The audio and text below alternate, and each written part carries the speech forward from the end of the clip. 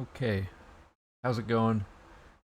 We're gonna get got a new layout here that I have set up for a special presentation, um, which is going to essentially be a keynote where we're catching everybody up on what happened in V4. So, how's it going, Han? How's it going, Mordred? Hey, real little Mac. Thank you. Yeah, Comcast fixed the internet problem.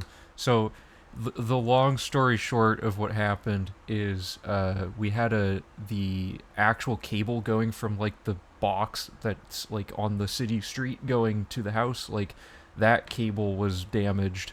So, uh, yeah, it took like weeks for like permits and other stuff, and like they misplaced like our request to get the line fixed and didn't even try to get permits for like a week.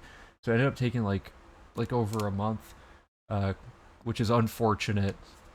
But it's finally done. Everything works great now, as far as I can tell. So hopefully this is a day to kind of test everything out and also to kind of start doing like a post-run discussion, which was the original intent to do that like right after the run, but we were unable to do that. But yeah, so let me just see if I have I think I have everything set up that I'll need. Let me just double check everything really quick. Okay, I don't need that set up. We'll get started in just a second here, guys. So how's everyone been the past, I don't know, 2 weeks or whatever it's been since the run? Test. Oh, nice. Thanks for watching the whole thing. Wow. Yeah, I'm gonna eventually do like a highlight edit of the 20 followers stream as well, because with the internet down, I couldn't actually download the VOD to be able to edit it to highlight it. But I'll be getting something edited up on the YouTube soon. So yeah, this is so I just need gameplay, and then I will get started here in just a moment.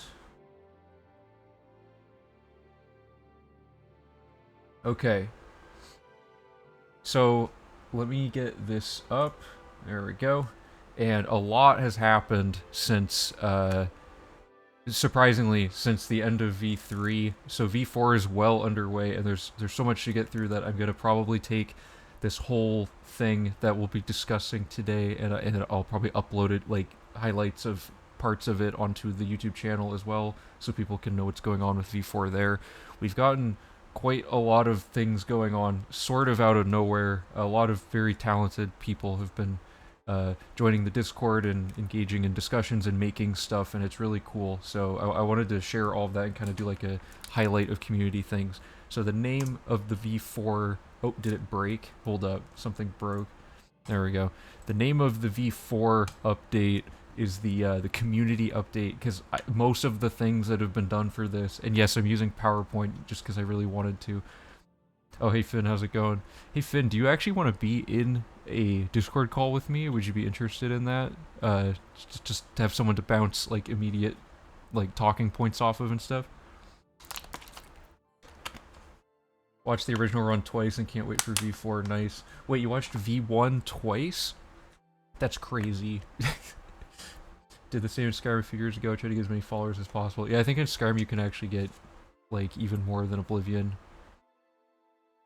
Oh, you're eating graham crackers. Yeah, just let me know when you want to be part of it. So, okay, it's a community update because a lot of people are helping out with this thing.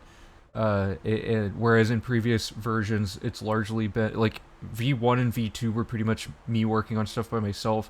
V3, a lot of people were helping with routing stuff once I started streaming, and now V4 people are helping with not only the routing but the actual materials that go into the routing, which is super helpful, and I'm very appreciative that people are helping out. So we're going to move right along to our first thing. We're going to have a quick recap of how the previous versions have gone and stuff. And before you ask, I have also put every single element of this thing has an annoying animation on it in classic PowerPoint fashion. So yeah, there you go. Also, I didn't know this, but PowerPoint really beefed up their slides, like the advancement of the slides. Like all the transitions are really weird. Anyway, so we're going to start out with a history of our goal setting, because the start of every version is to set a goal and see what ways we could feasibly get to that goal. So the history of the goals previously. The original goal was to just finish the run and prove it's possible to actually get 100% in the game in a single segment. And after the first run, we were kind of like, well, this was fun and all, but it takes way too long. Like, it's a logistical nightmare to stream this thing. So our stretch goal was to be able to fit it into a weekend. That way it's easier to get the people together that we need. It's easier to, get the whole thing executed cleanly, because, having it fit into a weekend is just a nice, simple thing to set up compared to the nightmare of like a 4-day long process it was the first run. And then my stretch goal since like the beginning of this has been, or my long-term stretch goal for this has been to try to get the run to fit into a single day, because that seemed really important as well. Like eventually it's more like that to me was like the point where the run is accessible once you fit it all into a 24-hour span of time. So for people who've seen V3, you'll know that we're already at that point, which is really exciting. So V4 is kind of like just going into the beyond, uncharted territory. So this takes so long to transition. Wow. Okay, let me get the next thing up here. So version 1, we had Borth Todd. Here he is, in case anyone forgot what he looked like. This was our first character on our first run, which was all the way back in 2017. Took about 2 months for me to route the route from start to finish, and that was like setting up the requirements and stuff too. And the focus was simply to finish the run at whatever the cost. Like, we weren't expecting it to be performed well, we just wanted to prove the concept. And then the outcome was that we did it. We actually managed to do it, and to be honest, didn't think it would, or didn't know 100% if it would be possible or not, but it took a whopping 79 hours, and man, a lot of that was just pure execution and routing errors.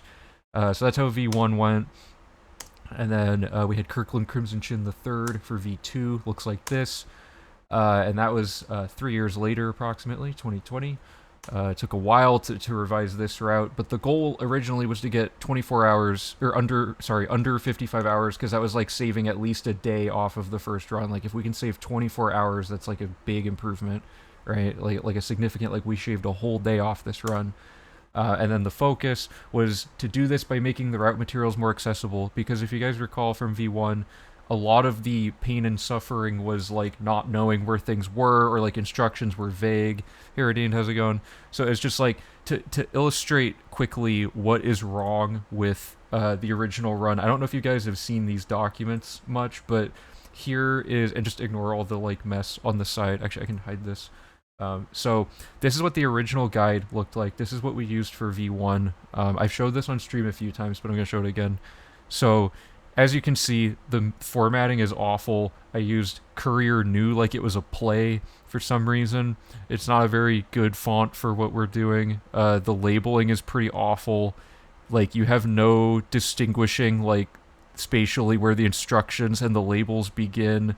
It's just like a train wreck.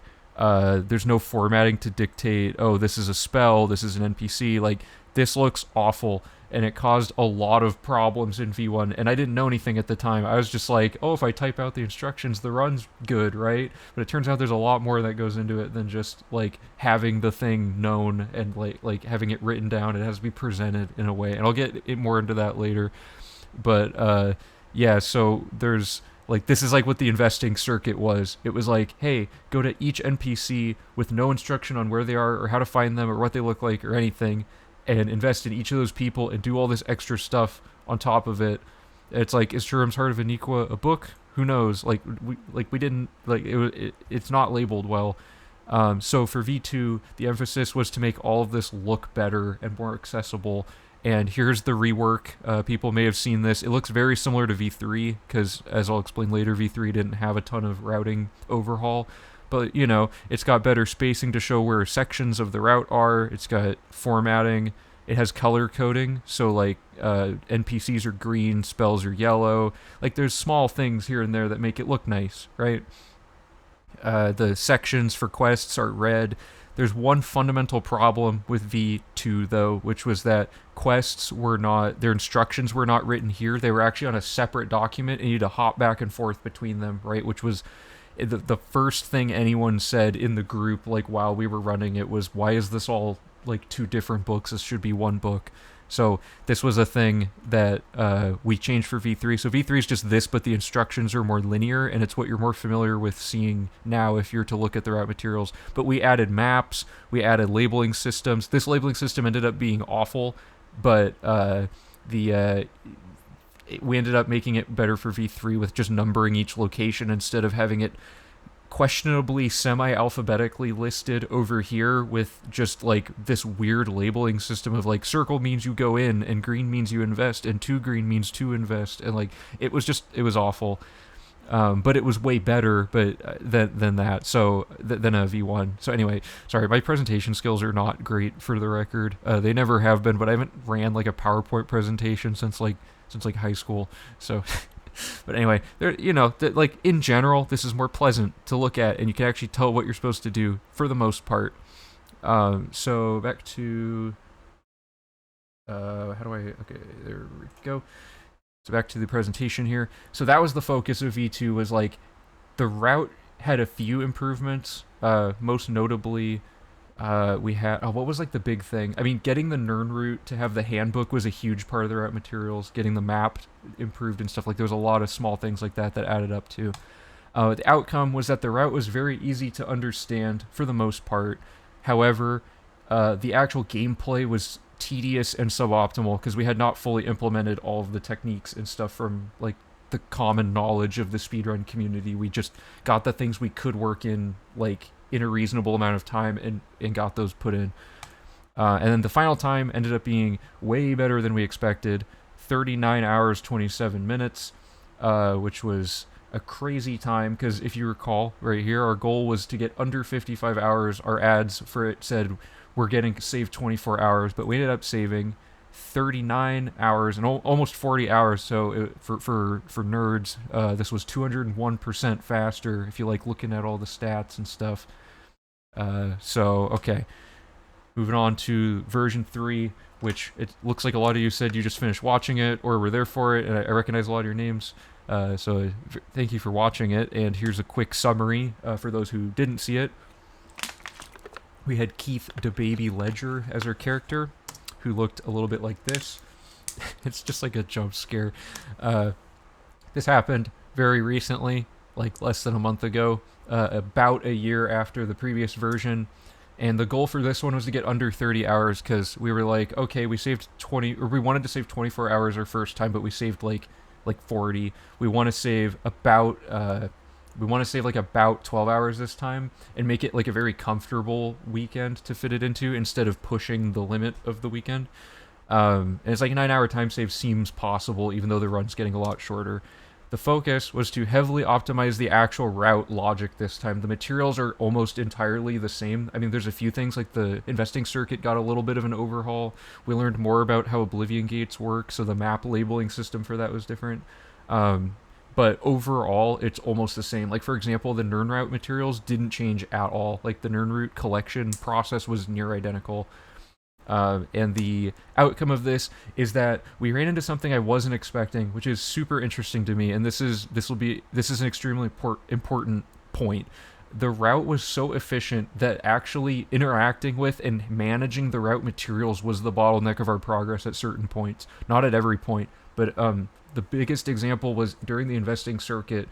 We had Mal on checklisting, we had Zach on the guide, and we had me playing the game. So it's three-way communication, trying to get through. Let me pull up the thing again with the investing stuff so I can illustrate why this was a mess. Let me find it really quick. Oh god, what happened? The thing, there we go. So you have 3 people that are each doing a different task, right? And you have like, okay, we're gonna go here to this location. So Zach says, okay, Ben, go to the Imperial Office of Commerce. And he's like, when you're in there, bribe her to buy this house and read this skill book. And then Mal hears Zach say that, and they go, okay, I'm going to go check these things off. But there's like 2 things listed, and Mal's not looking at the document. Mal's looking at the checklist. So they have to remember everything Zach's saying, and I have to remember everything Zach's saying. But it can get confusing, because by the time Mal finds where in the massive like wall of checklisting stuff this would exist, they've already forgotten probably what Zach said about the first thing, and then like it just becomes this backlog of like there's like way too much overlap. Like Zach's already moved on, I've already moved on. Mal's still trying to find stuff in the checklist, or like Zach gets behind on something, or I mishear what Zach said as an instruction because I heard Zach verify something to Mal. This is a train wreck. So you can see how this quickly gets out of hand to have the documents actually be like hard to interact with at times. So this is the focus of this presentation, is that the route materials are becoming obsolete, which is a super bizarre problem to have, but an interesting challenge. So the outcome of this one was a time of 21 hours, 47 minutes, 22 seconds. This is the current record for anyone who's unfamiliar with how the category works, like for anyone watching on YouTube afterward or anything for this.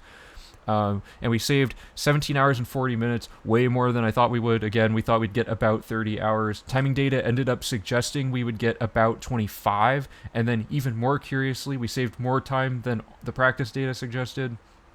Very odd. Saved 100, so it was 181% faster, so not quite the improvement rate of the previous run, but we should be expecting these to be less and less improvement each time as we implement more of the known logic and tech into the game.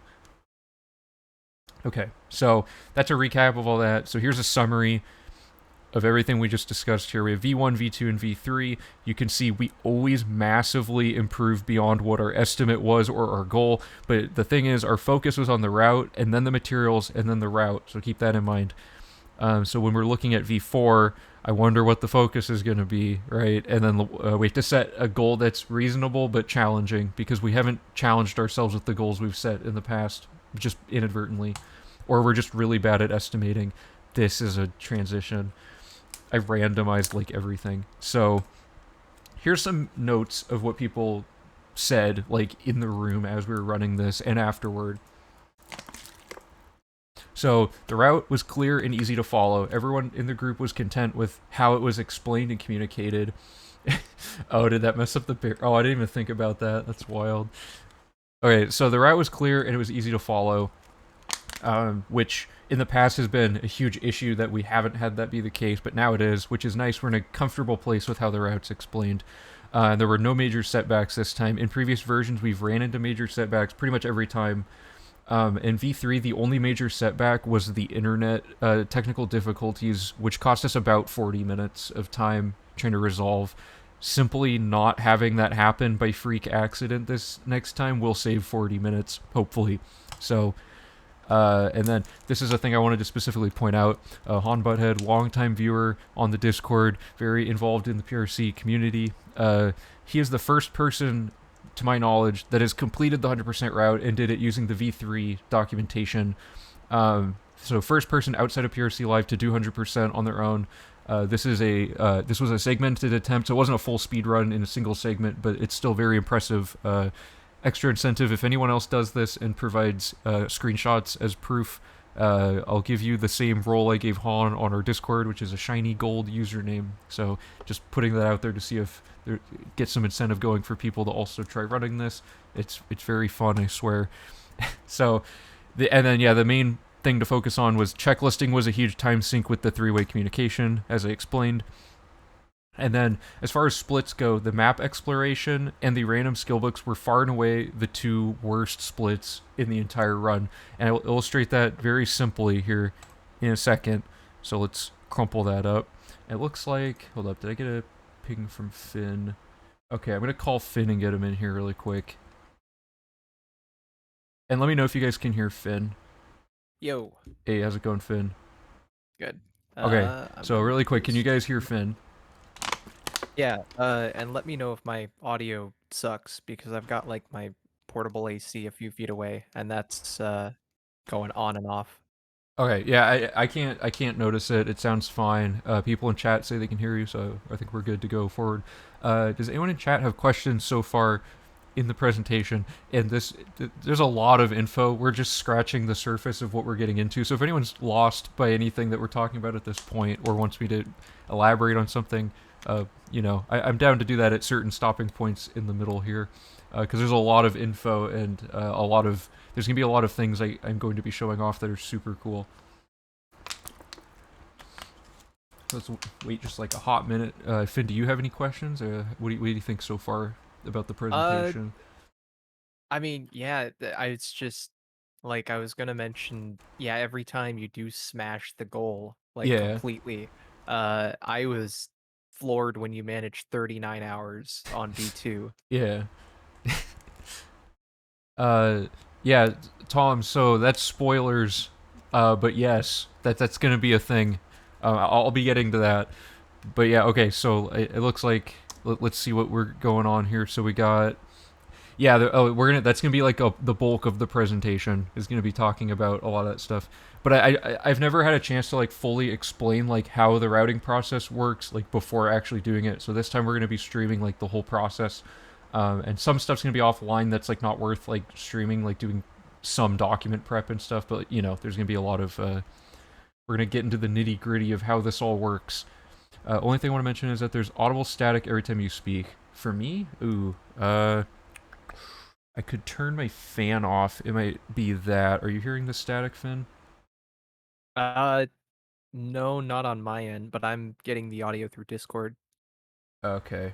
Let me. Okay, I'm gonna hope this doesn't break everything. Oh, you can't hear static. Okay, it might be.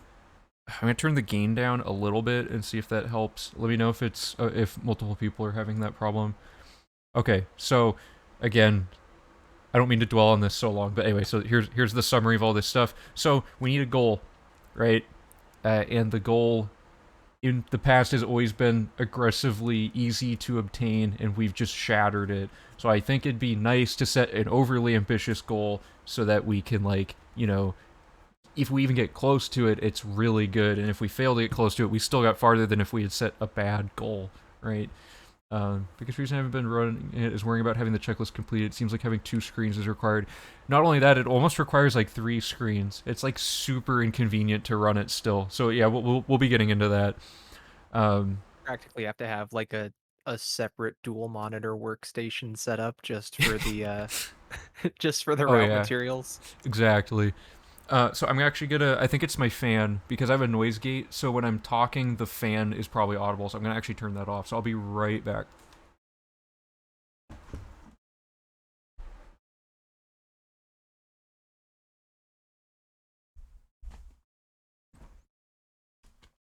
Okay. That might have fixed it. We'll see. Okay. So the goal I want to set this time is sub 16. It's super ambitious, but my original estimate was that we could save enough to get like sub 18. And I think that we really don't know how much time load warping is going to save and stuff. So, oh yeah, the goal should be to also make sure the technical setup of the internet and everything is working.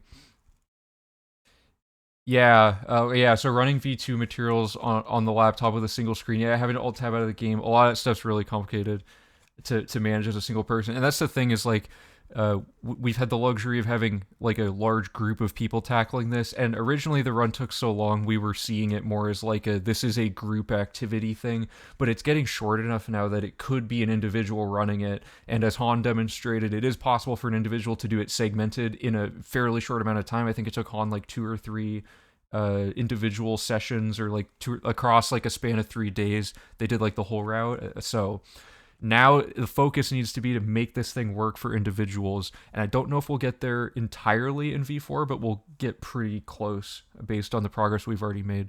So goal is going to be sub 16 as far as the route logic and the timing of this thing goes. And our focus, so we went route and materials and route. So this time it's going to be materials. So they actually don't support this this word art anymore, which was kind of upsetting. So yeah, It just to just I had make a to PNG of it. yeah, I used the also deprecated Windows snipping tool. So Mm. a lot of deprecation going on in getting this slide put together. Just a little behind the scenes. Oh wow, that one's incredible. Anyway, okay.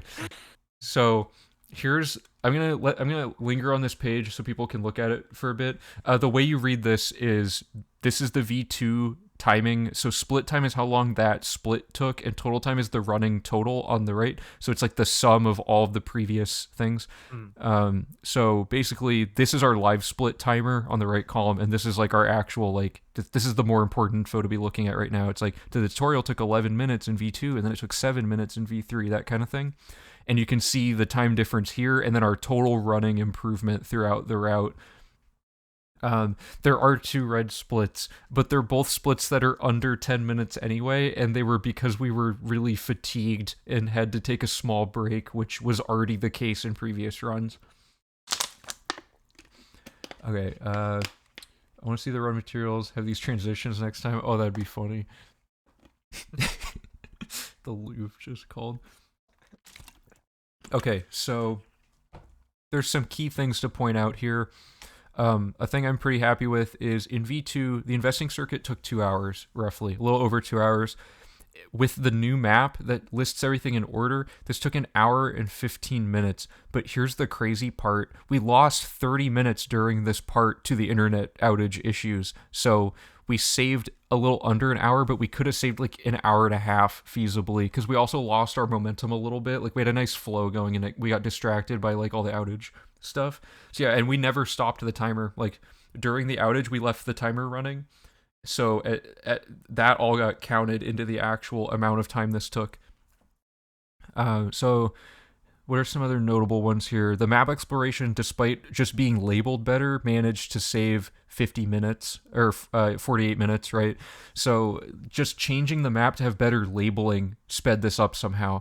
The actual like technical, like what you're doing to explore the map, changed almost not at all. So that's just a testament to how important the materials are. Max and Zane killed it on the Nern route, 24 minutes faster, despite absolutely nothing different about it, which is crazy that they did that much better that time. And we saved 2 hours and 40 minutes on the side quests by having better route logic, pathing and stuff to avoid redundancies and things like this. And what's another key one here? Of course, the skill grind. We saved 7 hours and 40 minutes with the infinite level up glitch. And that was tech that had existed in the past, but we hadn't connected it that we could be using it to buy training. But now we know this, and it's extremely useful. And there's going to be further improvement on the great skill grind again, as we'll be getting into in a second here. So, yeah, this is a snapshot of what the run looked like. But you'll notice that the map and the Nern route, not the Nern route, the map and the random skill books, these are the ones that we thought were the worst ones of the whole run, and I can illustrate this by showing this chart here. You can see the map exploration, when you visually see how long each part is like it dwarfs every other task in the entire game. And there's a few reasons for this. One, the map's really big. It's just a large objective to achieve. But a big issue with it is we haven't actually updated how you explore the map hardly at all since version 1. Like, it's always just been, here's all the locations on the map, go find them all, haha. Like, that's pretty much how it's always been.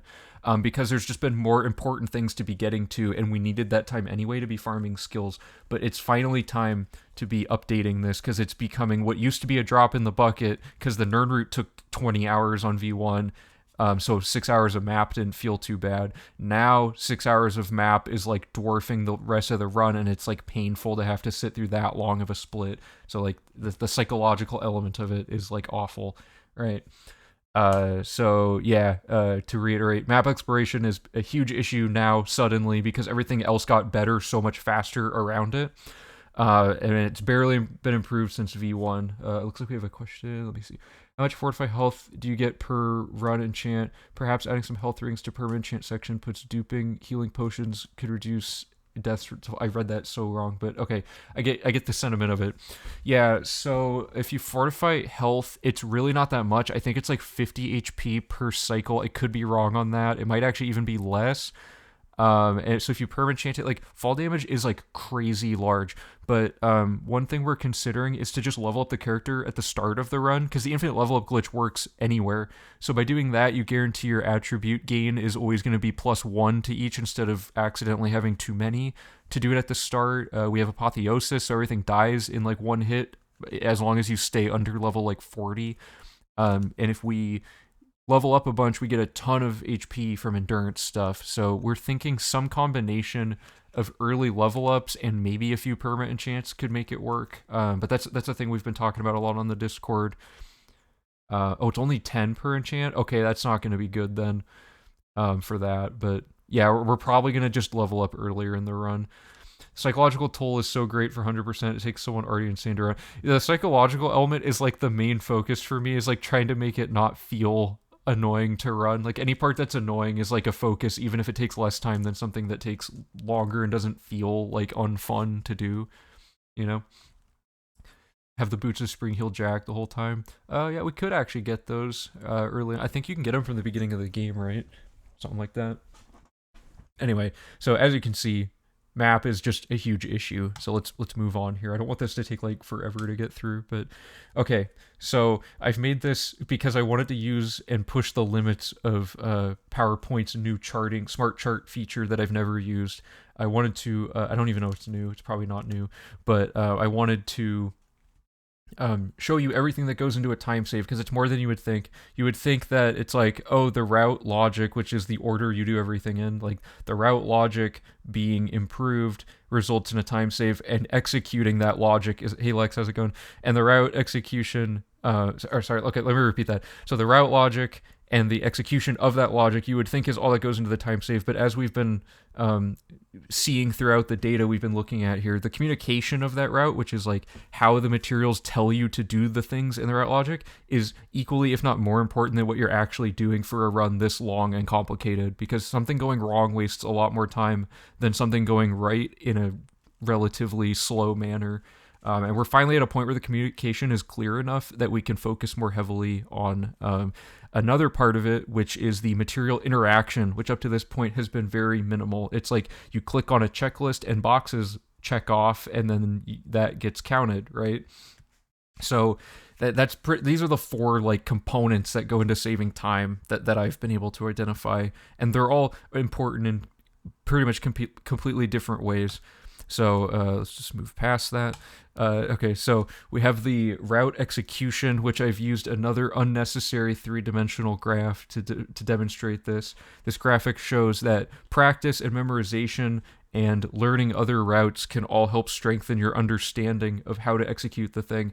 And this was actually a big focus for V3. I would say I was not good at the game during V1 or V2. I definitely am better at the game now. At one point I had like 7 or 8 different world records for official categories, not counting 100%. So I basically took all the routes that existed that hadn't been updated in a while, and I updated them with all the new stuff that we've found, and got them all up like to a new modernized world record time. And now Karsto, actually, who is super active on our Discord, Karsto has gone and actually executed them all super well. So now not only is the route good, but Karsto is performing each one well and is beating all of my guild records, which is great. So if you want to check the leaderboards, there's a bunch of new records. His username on the leaderboard's Depardim or something like that. It's not Karsto, but it is Karsto. So anyway, that's all that goes into the actual execution of the route, is just building a better understanding of how the game works overall. And this also inadvertently helps with knowing more about how to route stuff. And then an expansion on how the route logic works. For people who no one has seen the beginning of this process yet, because I wasn't able to stream it during V3, and then my internet died for V4, so I haven't been able to show the research and brainstorm process.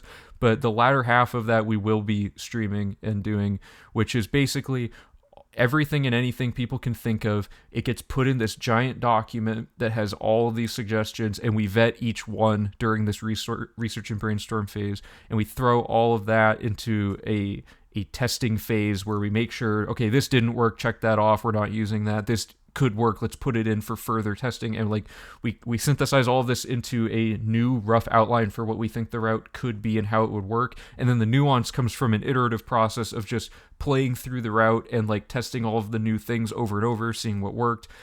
While we're playing, we'll be like, wait, why am I in this location again? I should move this location to be when we already had to be here earlier to save a backtrack and stuff like that. Like you can get all of it kind of like fleshed out as you're playing through it. So a quick demonstration of the brainstorming stuff. Let me just pull it up really quick. So we have 2 documents that we've been compiling for V4, and I've been compiling the V4 brainstorm since like halfway through V3, because there's a lot of stuff that when you get to it, it's just like, oh, I can't implement that yet. It's just not like feasible. So let me pop this up really quick. So let me hide that. So this is the current ideas that have potential for V4 in this document, and they're like, it's each person. I've organized it by who suggested it, and we're gonna move it all over into another document that organizes it by what it's focusing on doing. So like, and then this section is stuff that's carryover from my personal brainstorming document. So there's a lot of things to test. The brainstorming and testing phase takes a long time, and it's better to do all this now than to get towards the end and then realize, oh, we should have tested becoming a vampire to get skill boosts that we don't need to farm anymore. Like, what if we test that at the end and it turned out it worked, and I have to go and remake the entire route built around that, like to avoid sun damage or something. So, I think rat skip is somewhere in here. I wouldn't be surprised. Oh, it's at the bottom.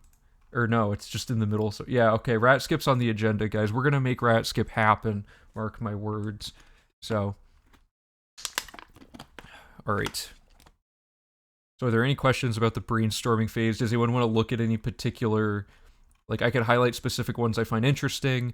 Up to you guys. Everyone's just saying rat skip. Okay. I did have a question about the map exploration, and I may have already asked this like during the run. Okay. Um, but is there any reason why you couldn't, like, I assume that you to an extent already do this, Mm-hmm. but would you be able to weave more of the map exploration in with the tasks that you're already doing? Because I mean, it seems like that split is largely just skill grinding and just running around the map to explore it all. Right. Um, So, I'm oh, sorry. Go ahead.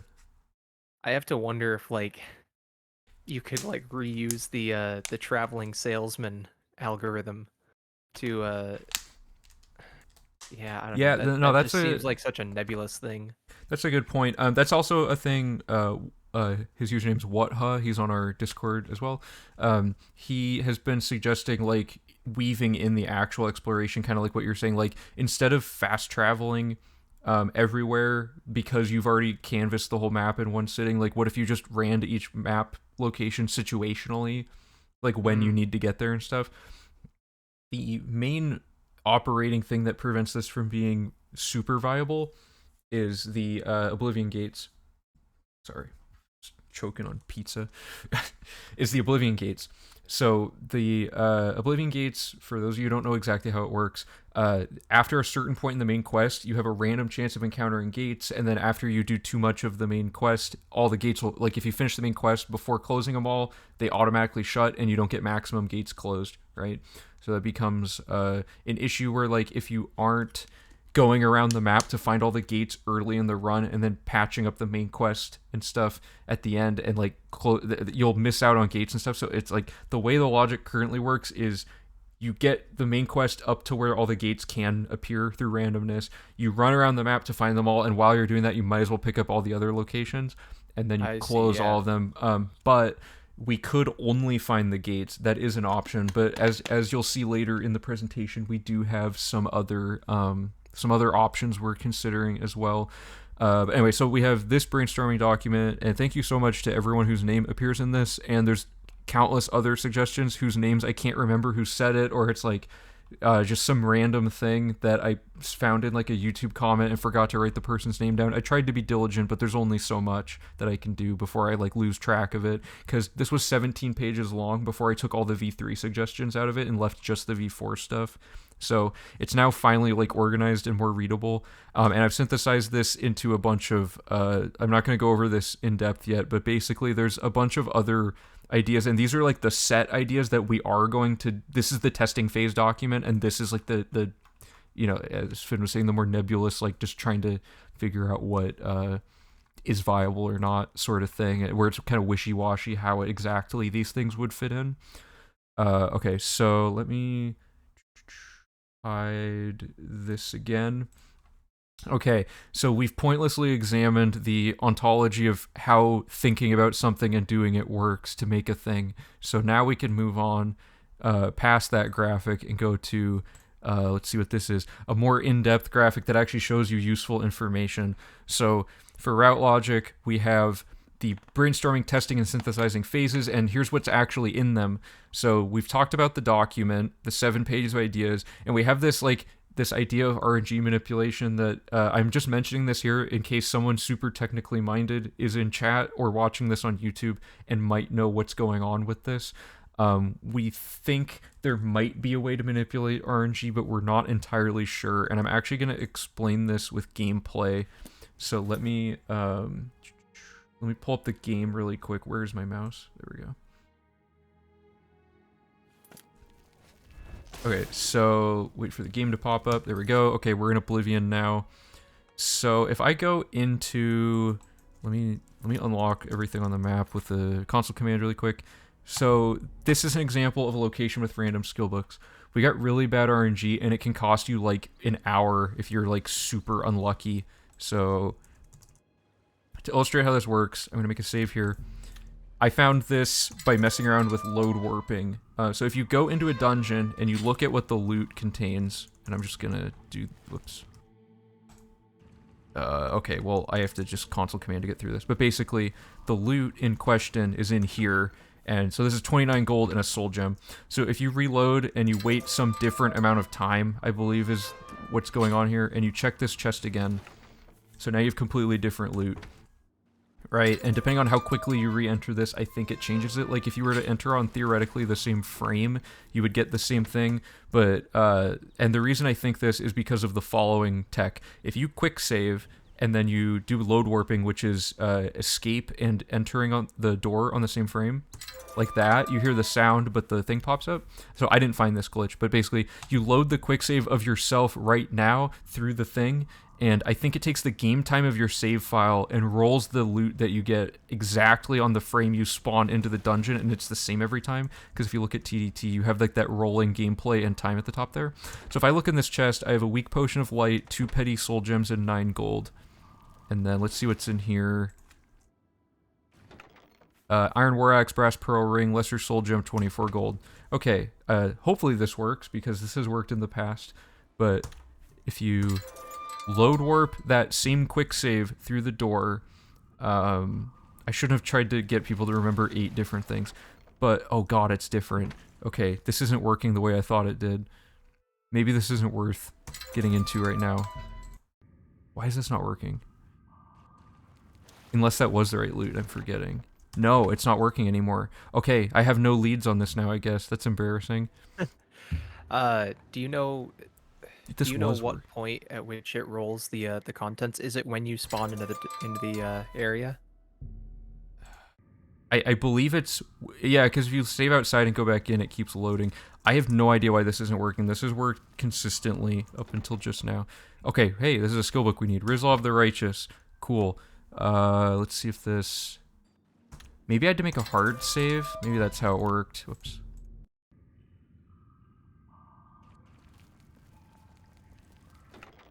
Okay, it might be a hard save. Sorry, I'm gonna waste a little time trying to figure this out now. This is part of that testing phase. Okay, we're gonna make a hard save in case the quick save is doing something weird.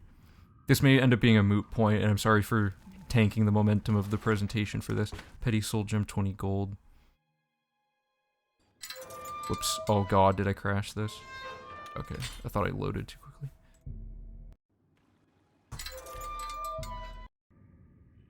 There's some setup, and I can't believe this isn't...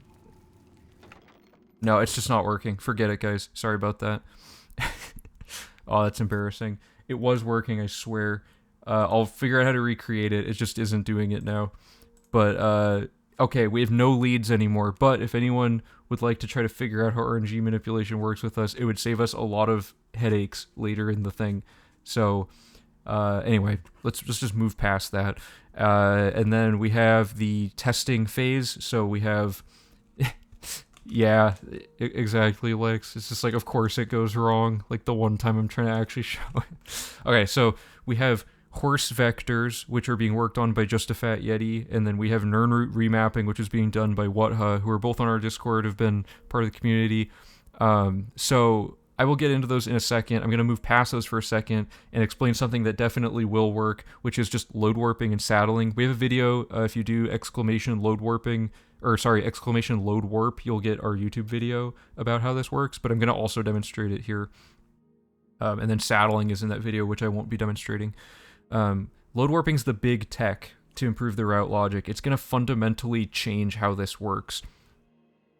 For like how most of this route's like navigation works.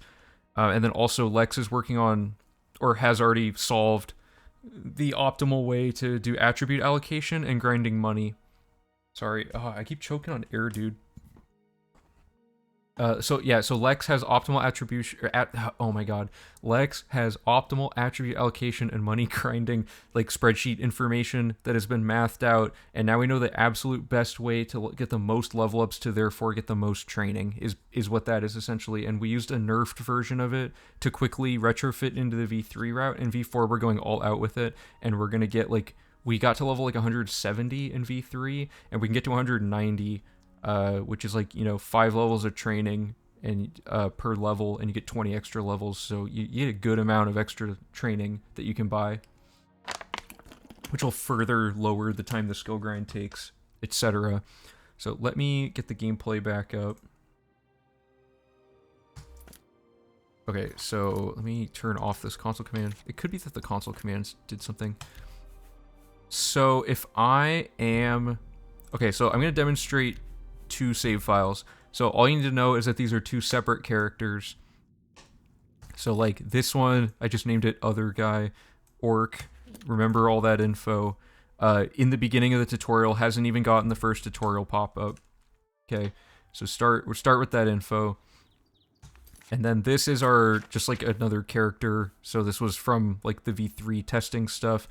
Female high elf, completely different character, has already done quests and stuff.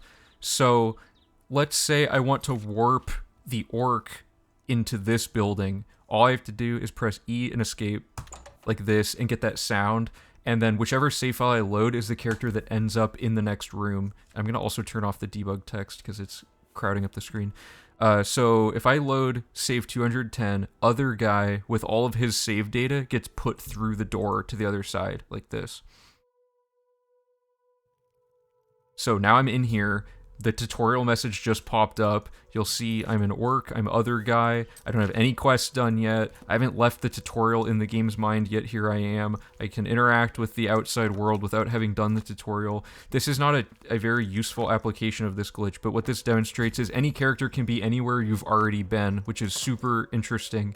And this has been known for a while in the Oblivion speedrun community. However, for 100%, it's incredibly complicated to implement this.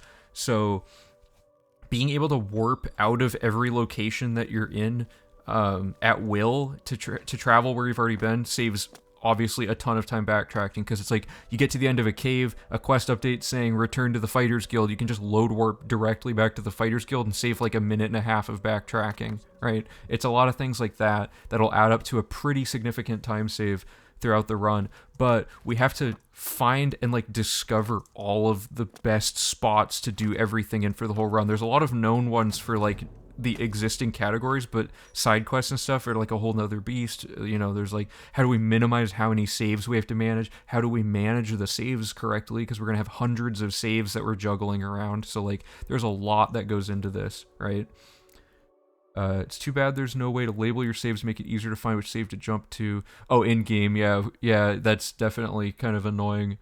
But we have the save numbers to go off of, which is important. You just say, save 15, write that down. Okay, so save 15 is going to be the one called like the Fighters Guild save, and then it'll say load your Fighters Guild save, and then you load save 15 because you know it's 15. We'll get into how that will make more sense later. So back to the presentation. So let's get into testing, the testing phase. This is going to be like, I think the next stream we do is going to be the horse vector stream.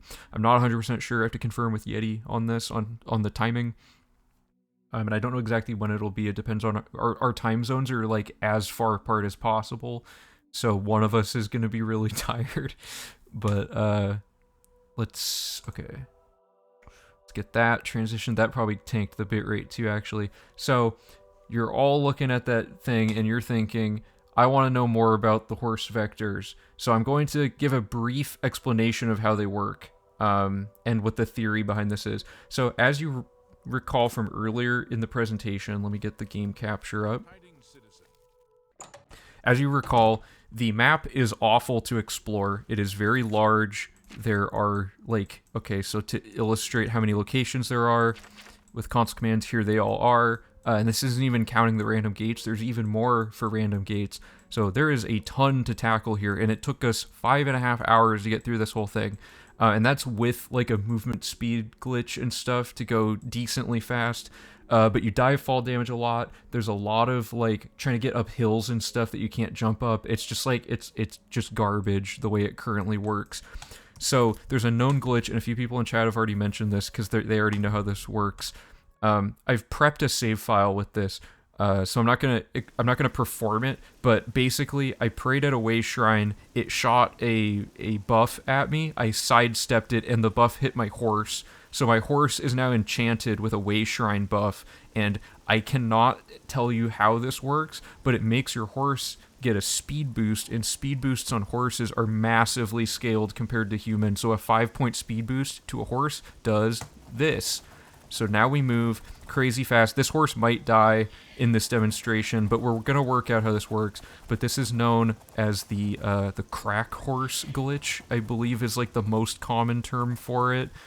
So, as you can see, running downhill is kind of a nightmare, right? But running uphill is extremely cool. So I'm going to demonstrate that right now. So let's say you want to get to Dive Rock. So let's just start at Lake Arius, and you're going to head like northeast roughly.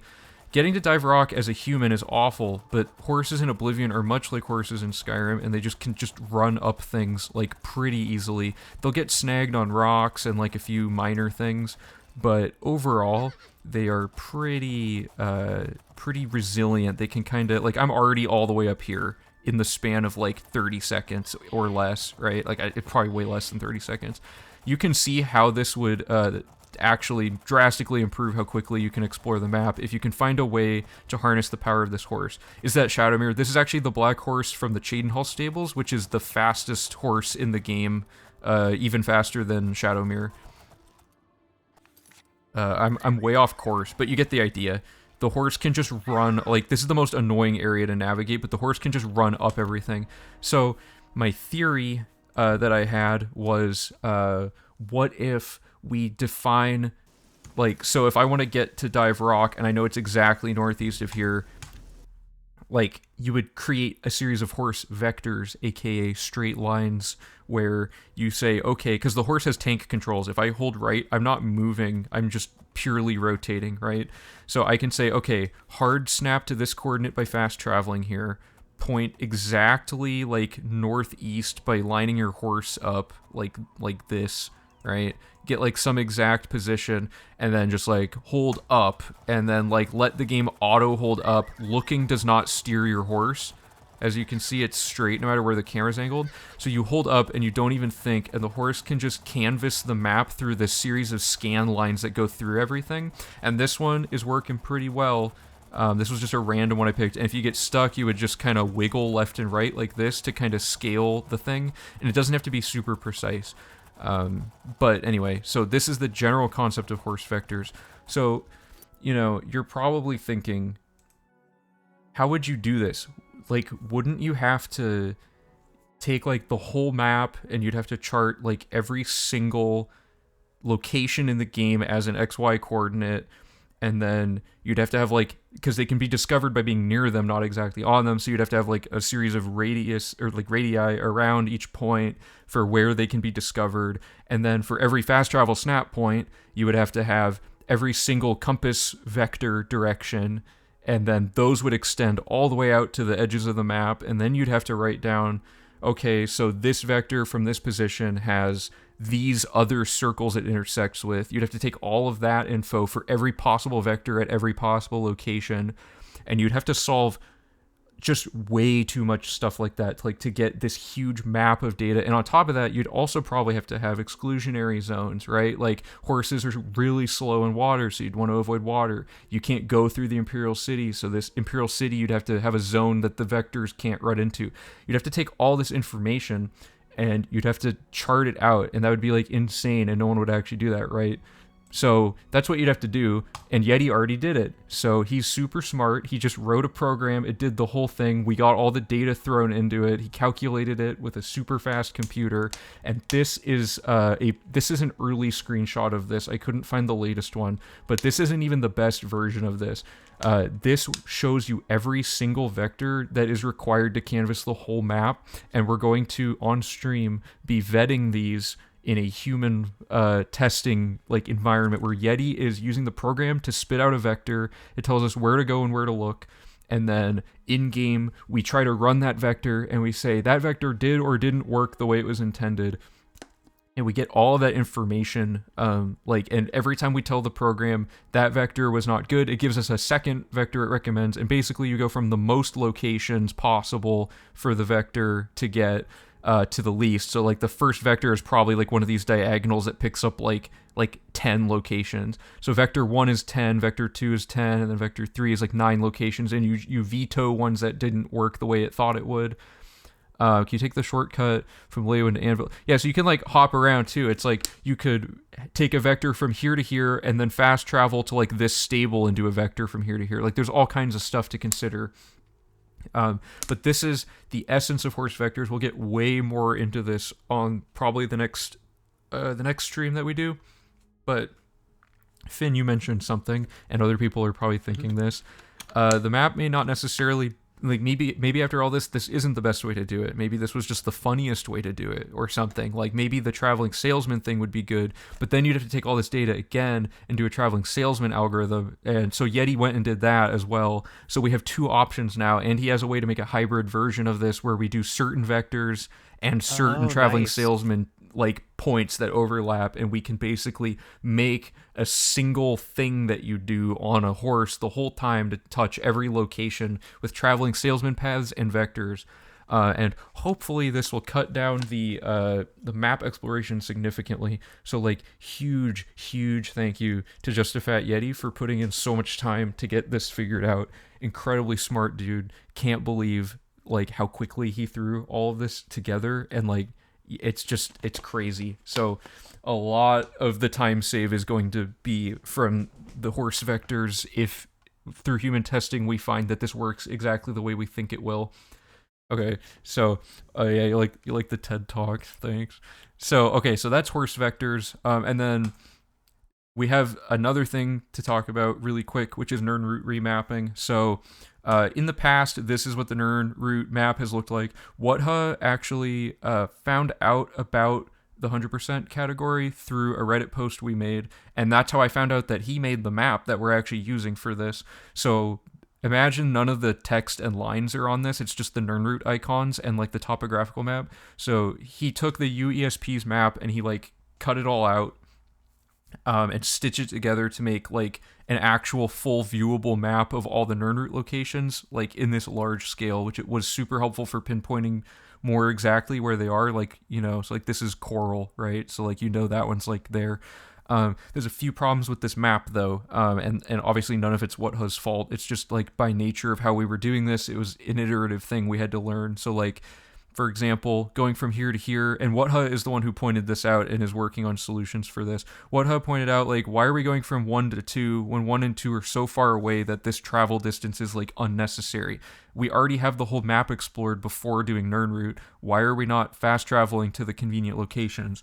And on top of that, the map doesn't look like the in-game map, so it's not congruent with what you're actually doing, right? Like, yes, you can tell this is coral, but wouldn't it be nice if it showed the actual thing? So Whatha took, I think it was like a mod that, like a map mod, and is taking screenshots and stitched it all together. So what we have here is this is me quickly drawing over his map for demonstration purposes. This is not what it's going to look like at the end, but basically his map has more precise like pin style locations for the Nern route on the map, and it has key icons that have the most relevant location to fast travel to. So the way I would think to do this is you have a line going here and you have dashed lines to denote fast travel, so that the map is entirely self-explanatory, and you'd have text for the name of each location you pick for your fast traveling. And this would save a lot of like each of these distances. If we can eliminate enemy aggro, of course, we'll take a thing that would have taken like a long time to run, and it'll turn it into instant. We had a few of these put in before already, but they weren't very clear in how they were conveyed. So this kind of doubles as a route, like a route communication element that's being improved as well. So this is another big thing that's being worked on, is finally overhauling the Nern route map that's been the same since V1. And Whatha has some theories on stuff that we're going to test as well, as far as like when we go to this location during the regular exploration phase, maybe we should just pick up that Nern route so we don't have to get it during the map part. And we'll see if like breaking up the flow and segmenting it more works, but we're not 100% sure how it's gonna work out. So like if we were to keep it the same tried and true method instead of trying a totally new thing, it would end up looking more like this current example drawn here, but it could go several different ways. So those are the two big things. Could you make the fast travel color different? We could also do that. Yeah, so I drew this like last night, like on top of the map that he sent me, just to like kind of just get a vague idea. But yeah, essentially like there will be very clear visual labeling. Dashed line was just a quick thing to show that there will be different systems of labeling different types of travel around the map. So anyway, so that's the two big improvements for map exploration and for the Nern route and stuff. So let's move on to the next thing. So we've talked about execution of the route and the logic, but we have the communication and the interaction with the actual materials that we've yet to discuss. So let's move on and start talking about the route communication. So V3 has a few issues with the way the route is communicated to the player, and there's probably more that I'm forgetting, but these are the ones I could remember people having gripes about, or just things that slowed us down. So the overworld map, the current overworld map, is a little complicated. So let me pull that up really quick to demonstrate. It should be right here. Okay, so this is the current map we use. There's a few things that are annoying about it. Most notably, the gate system is horrifically complicated. I think Zane commented on this. Green means to fame. Star means you can't re-roll the location of the gate, like the realm that you get. So you shouldn't be trying to roll it over and over again. And pink means it's a fixed gate that's always there. A fixed pink gate gives you 1 fame, but a fixed pink gate with a green plus gives you 2 fame. So the fame is already denoted by 2 separate marking systems, and fixed gates really shouldn't be circled. They should be some other more like normal way of showing the map icon so it doesn't stand out as much. The random ones should actually be the ones labeled differently. And the way they should probably be labeled is an inverted thing of this icon, like the undiscovered icon would be a lot better for this. But the symbols and stuff are a mess. You know, you have like 2 layers of circles here with like a symbol. So it's like, okay, so pink means location that is a gate that's always there, and blue means it's a location you have to do an additional objective. So I have to look at the guide to get that thing. And then the asterisk means I can't roll the gate location layout again, so I should just go straight into the gate. Like that's a lot of things to have to parse out all at once. It should be more intuitive. So this map is a big issue that we're going to be fixing up quite a bit. And then the let me pull up the presentation again. And then the Nern route map being visually inconsistent with the in-game map. That's the thing Whatha has already basically solved by having this new map that has all the markers on it. So good job, Whatha. Thank you so much for putting in time to get that map put together, and for continuing to research how the Nern route will work. We had a fear of over-leveling our skills. This is kind of a minor point, but there was a lot of uncertainty where we're like, I'm not supposed to get acrobatics leveled up, am I? And we're like checking it super frequently and stuff, so it's kind of a mess. So for the sake of that, we'll probably have just more frequent reminders of what your skills should be at and stuff like that. New players are still potentially alienated by having to open a wide variety of files. Yeah, so someone in chat already mentioned this. It's overwhelming to open it all up and be like, okay, I have like 6 different things I have to figure out how they work before I can start.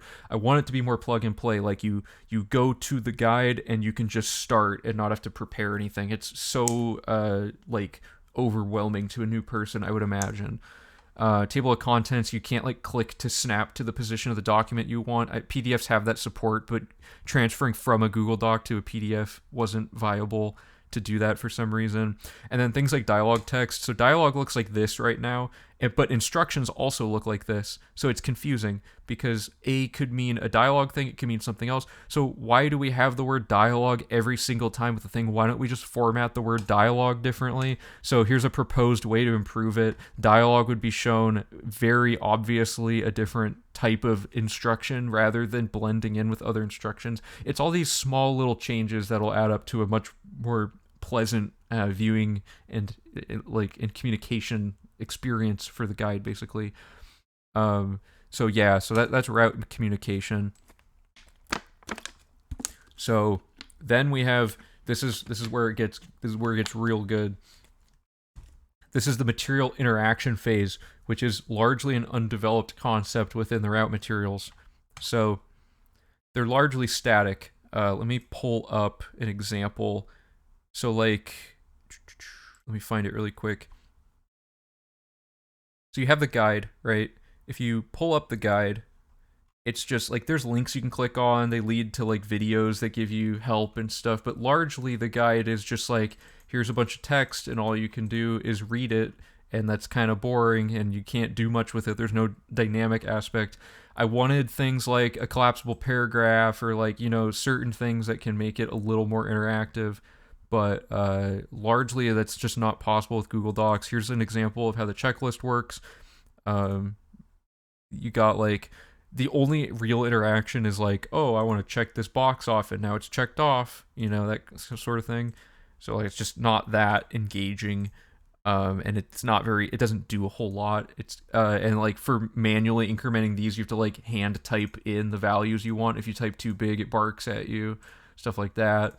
So oh, whoops, I broke that. There we go. So again, like very not very fluid. It could be a lot better. So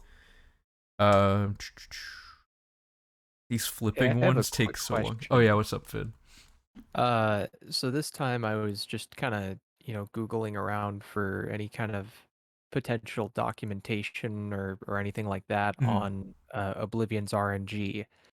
And a thought just occurred to me, like Oblivion uses Gamebryo as its engine, right? correct, which has been around for so long that they probably had some weird old system of RNG or something. Yeah. Do you think the older uh do you think the older Bethesda games that would maybe be like easier to task would be useful Oh, in like if you trying to solve like reverse an engineer old the one. RNG? Yeah, I mean that's an interesting idea to try doing that for sure. I've tried looking up like you can't actually find any info on how Gamebryo works as far as I've tried to dig because I have thought of like why don't you go right to the source and just see if there's like open source like knowledge about how their RNG library works or like Gamebryo's in C++, I believe, which has a very high chance of just using C++'s like default random library and stuff like that. So, Hmm. but yeah, it's definitely worth looking into stuff like that. Does OpenMW's RNG mimic original MW's RNG properly? I'm not. I'm a little lost on the terminology. Sorry, I don't really. Wait, is Open more? Is that just a Morrowind like thing of some sort? But anyway, so but yeah, I mean, there's like a lot of different approaches that we could take to this. But yeah, cutting right open source Morrowind remake. I would venture to guess that they probably used like if they made it in like for example, Unity or something, right? They probably used like whatever default libraries achieve like an unnoticeably similar effect, but I could be wrong. Um, oh hey Mal, what's up? Do you want to get added into the call? Here, let me add Mal really quick. But yeah, like this whole idea is just a complete long shot, but how much Bethesda seems to reuse their old crap, it may Yeah, be worth yeah. looking into. You're definitely right, and like also, I don't know how accessible stuff like engine based stuff is in the construction set, or like if in older versions of stuff like that you can find it. But oh hey Mal, how's it going? Good. Nice. My Oh, eyes it is hurt. C++. Okay. Well, okay, yeah, it could be worth looking into how Morrowind does it and see. But it's also, again, there's a huge possibility that RNG manipulation just straight up isn't possible on a human level. Like it'd have to be like a task only type thing, right? So like Right. it really Yeah. depends on what we discover. The goal is just to figure out, can we make the skill book grind not as awful? Because it took 2 hours last run, it took an hour 45 this run, but we were moving twice as fast. So our RNG was so bad that going twice as fast almost didn't even save us Yeah. time. So RNG is becoming a huge issue. I think Lex had the idea to just move the RNG for the skill books at the front of the route. So if you get a bad skill book rollout, you just redo the run, and that's a good option if we can't figure anything else out. So, but anyway, so for material interaction, let's get back to material interaction. Um, we got physical document. Yeah, physical documents were printed out to reduce the number of windows open on the Copilot's computer. So this is a thing that we do that isn't required, but we have so many documents we have to cycle around that we just went and like, I don't know if I have them, like, oh, they're not in my room, but basically we printed out the guide, we printed out the Nernroot book, we printed out a bunch of stuff so that we don't have to like keep cycling around all the different windows on our dual monitor setup, because it's really, it's tedious to have to do that, but like it's unavoidable at times. For example, the Nernroot handbook and the map, you have to check the map off in Paint, but you have to be scrolling the PDF in the PDF viewer. So there's a lot of like annoying things like that. So here's a summary of the problems. A good example is, because the text is not dynamic in any way, a new runner is given too little information, and a speedrunner is given slightly too much information. Because the speedrunner doesn't need the most verbose stuff, they need the bullet points, right? But a new runner needs explanations on what they're doing and how it's working and why. So we need to like have the guide be able to adapt without, me having to make two versions of the guide and stuff. It's not using the same RNG. Oh darn. But yeah, so like being able to show more text to newer people is important. I think it, like, especially flavor text that gives insight into why you're doing things that you're doing for route logic purposes, and that would also help me as a router.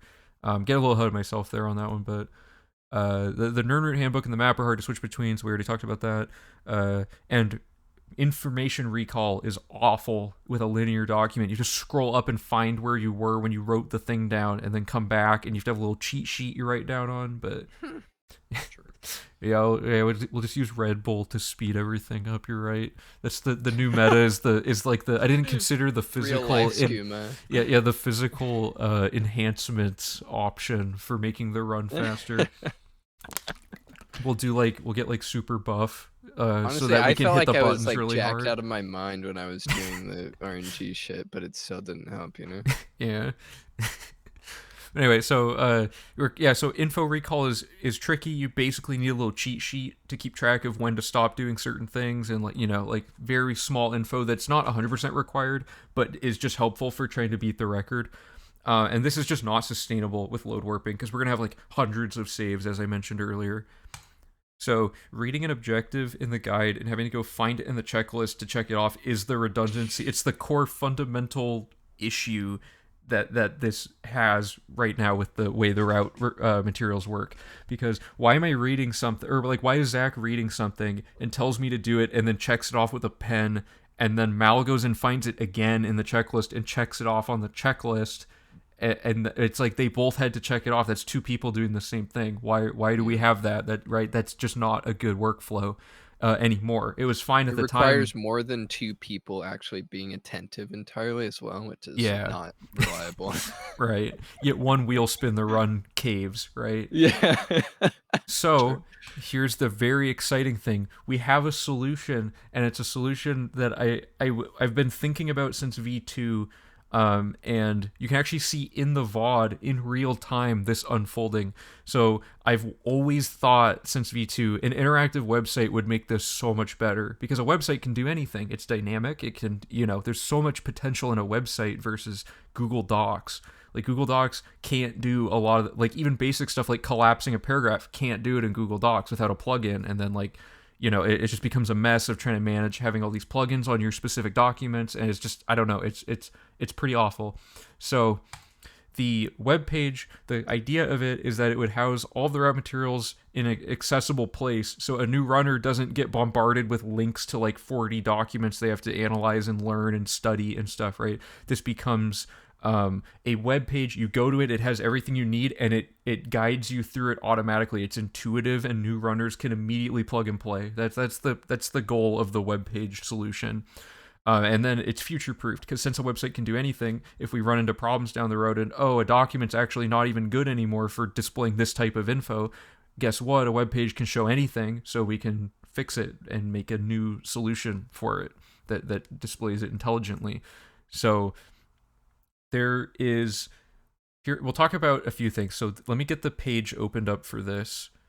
Let me find this. Okay, so you can see this happening in the VOD. In the V3 VOD, I was like, yeah, I've been trying to figure out how to do web design stuff so I can make a web page that checks all the stuff off, because that'd be really cool. And I explained a few of the features I had thought of and stuff, and then, I don't know, an hour later in the run, Ultra Potassium joins our chat and says, I have a prototype whipped up that you can check out. So that's good news. Someone already had started solving it, and they solved it quick. It's crazy. So I'm going to talk about it, and then I'm going to show it. So Ultra Potassium has been working on a prototype, and the emphasis of the website prototype is rapidly getting the feature set achieved so people can start using it now, like a V4 solution, right? This is a quick thing relatively compared to prototype 2, which I'll get into in a second. But Ultra Potassium's getting everything working and functional, and no frills, just make it good, make it solid, get it pushed out so people can use it, right? Here's the main feature: inline checkboxing. This eliminates that redundancy, because now the instruction in the guide has a checkbox and has the objective. So it's like, talk to Ram, or like invest in like Enelroth, and it has a checkbox next to his name and highlights his name with the checkbox next to it. So you just click. Oh, so Zach will be like, okay, Ben, invest in Enelroth, and he'll click the checkbox, and it universally checks that off across the whole page. So when you go to the checklist, Enelroth's already checked off. If you check off Enelroth in the checklist, it updates inside of the document as well. So the whole thing's interconnected now instead of being completely disjointed and redundant. So let me demonstrate that really quick. Here is a work in progress prototype from Ultra Potassium. So he's been working on this more and more. This wasn't all achieved in a day, but he got the inline checkboxing and like the core idea of it in like a day, which is super impressive. This was a thing where I was like, oh god, I'll never figure out how the internet works. How am I going to design something like this? And he does it in like an hour. So it's really cool. So for example, this completes the tutorial, right? So it's kind of hard to see over in the corner. I'm going to hide chat for a second. But like over here, you have, here's the quest tutorial. So Zach will be like, oh, okay, here you go. And he'll check it off. So for demonstration purposes, let me show you the checklist. So this is the checklist. I checked a bunch of stuff off because this saves your progress. I'll get more into that later. But so the tutorial's checked off. If I uncheck the tutorial and I go back to the speedrun guide, now it is unchecked. So these are all inherently linked and will display throughout the whole guide. The book, I want to check off Black Arts on Trial, right? It updates everything onto the checklist, and this has I think this now has all of the objectives on it and stuff. I think Ultra Potassium basically took the Google Sheet checklist and the guide and kind of got all that info pasted in really quick, and has been going through and updating and linking all of the stuff. And there's a database behind this that has all of this info stored. It's really nice. Yeah, he made the style look like the UESP, which is really cool. It's a nice touch to it. And I don't know if this has the whole guide actually, but like, it has like the maps and stuff. And this is a pretty good, dare I say, amazing solution to already have this quickly. Like obviously there's a few small things, like maybe the map could be over here instead of here, like some formatting stuff. But the core functionality, Zach or whoever's co-piloting can just go boom, boom, boom, boom, click all these off, go over to the checklist, and they're done. So the functionality of this is incredible. So huge thank you to Ultra Potassium for making this and for continuing to work on this. And yeah, so that's how that works. Let me go back to the presentation. The next thing, save file number tracking is critical for load warping. This is a thing that he went and implemented that I hadn't even thought of yet. He just went and did it, and it works super well.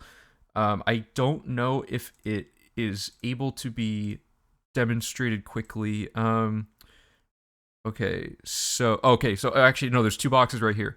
So if I made a permakey save, instead of in the original guide, it says load your permakey save, and we look at the cheat sheet that we physically write down. But now you don't need a cheat sheet.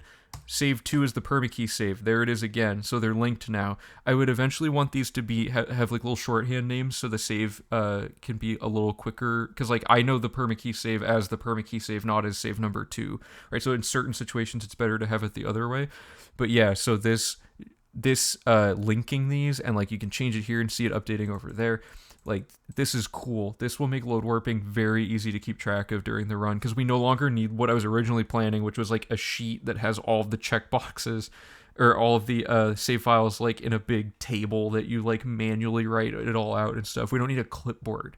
So this solves all of that. So again, Ultra Potassium is killing it with the web page design. And there's a few other features. Player progress is imported and exported, so you can have a file, like a JSON file that it spits out or feeds in.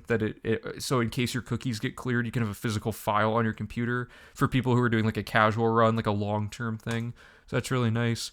Links to the USP articles. Okay, so I want to show this off. This one's really cool. I had a similar idea for this, and I like Ultra Potassium's approach to it as well. So let me go into settings really quick. Ignore that speech button. We'll talk about that in a second. So if you go here and you're in the guide, oh, I disabled the wrong setting. Sorry. There we go. Okay, so if you go to here, what sucks is having to go into a new tab and read everything in a completely separate environment from what you're actually in for the guide. So using this iframe, he made it so you just click and bam, the Boris info's over here. And obviously there's small nuances, I wish this was resizable and stuff, but the core functionality is the key here, right? And this already now works. You can just pop the UESP page straight into the thing and just look at all the info you need quickly while not having to cycle through different tabs and stuff, which is crazy, because it's what if Zach's over in another tab reading about Boris, and then I'm what's the next instruction? He's oh, he needs to go back to the other tab and stuff, right? This solves that. And yes, this covers up the text a little bit, but that's a simple just changing the width of this div and stuff. So this is really cool as well. So let me see what else is on the list here for the presentation. And then there's additional features. This was someone, I don't remember who said this. Someone said this as a joke, but someone said you should have text-to-speech co-piloting that reads you the instructions. So here it is. He just he did it in I don't know how he works so fast. It was 10 to 30 minutes later. He's it's in. It just does what you jokingly said it should have. So I don't know the hotkeys. There's some hotkeys. This is very experimental, but basically, let me test it. You might be able to hear it. Or actually, let me get the page up. So if you enable speech, oh, it's under the iframe. Yeah, so obviously the UI is not the focus yet. So certain UI things are a little janky, but so if you enable speech and this lets you pick which text you're being read, and these can be mapped to hotkeys, I think. I don't know if that's in yet, but that can easily be done. So if you want to read this, hopefully this Time works. starts as soon as you click continue on the first tutorial box that appears. You are not allowed to move before that happens. So now you don't even need a co-pilot.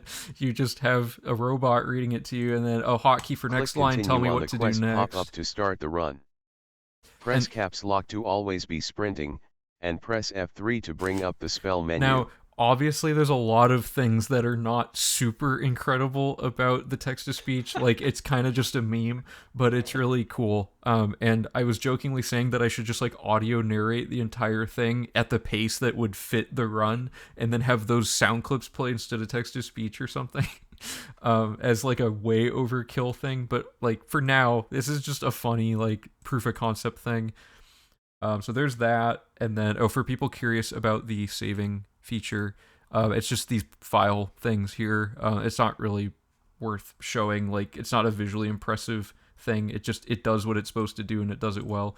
Okay, and then clickable terms have additional info. So I can't get this to work for some reason. I think he's still fixing this, but basically there's a setting where if you turn all this on, instead of, like, maybe the UESP is not the best option. So this is a thing I wanted to do. And I'm glad that he found a way to do it with the way that this website's set up. So, like, I wanted it to be like each term has information associated so that you don't have to go to the UESP. It's a last resort. The UESP information's pulled and used situationally for what you need. I don't know if this shows up yet.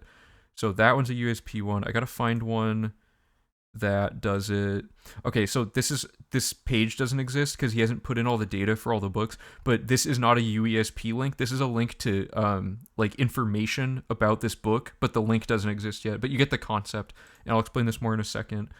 And then also planned support for setting up custom URLs so streamers can share their progress. So that's a huge thing.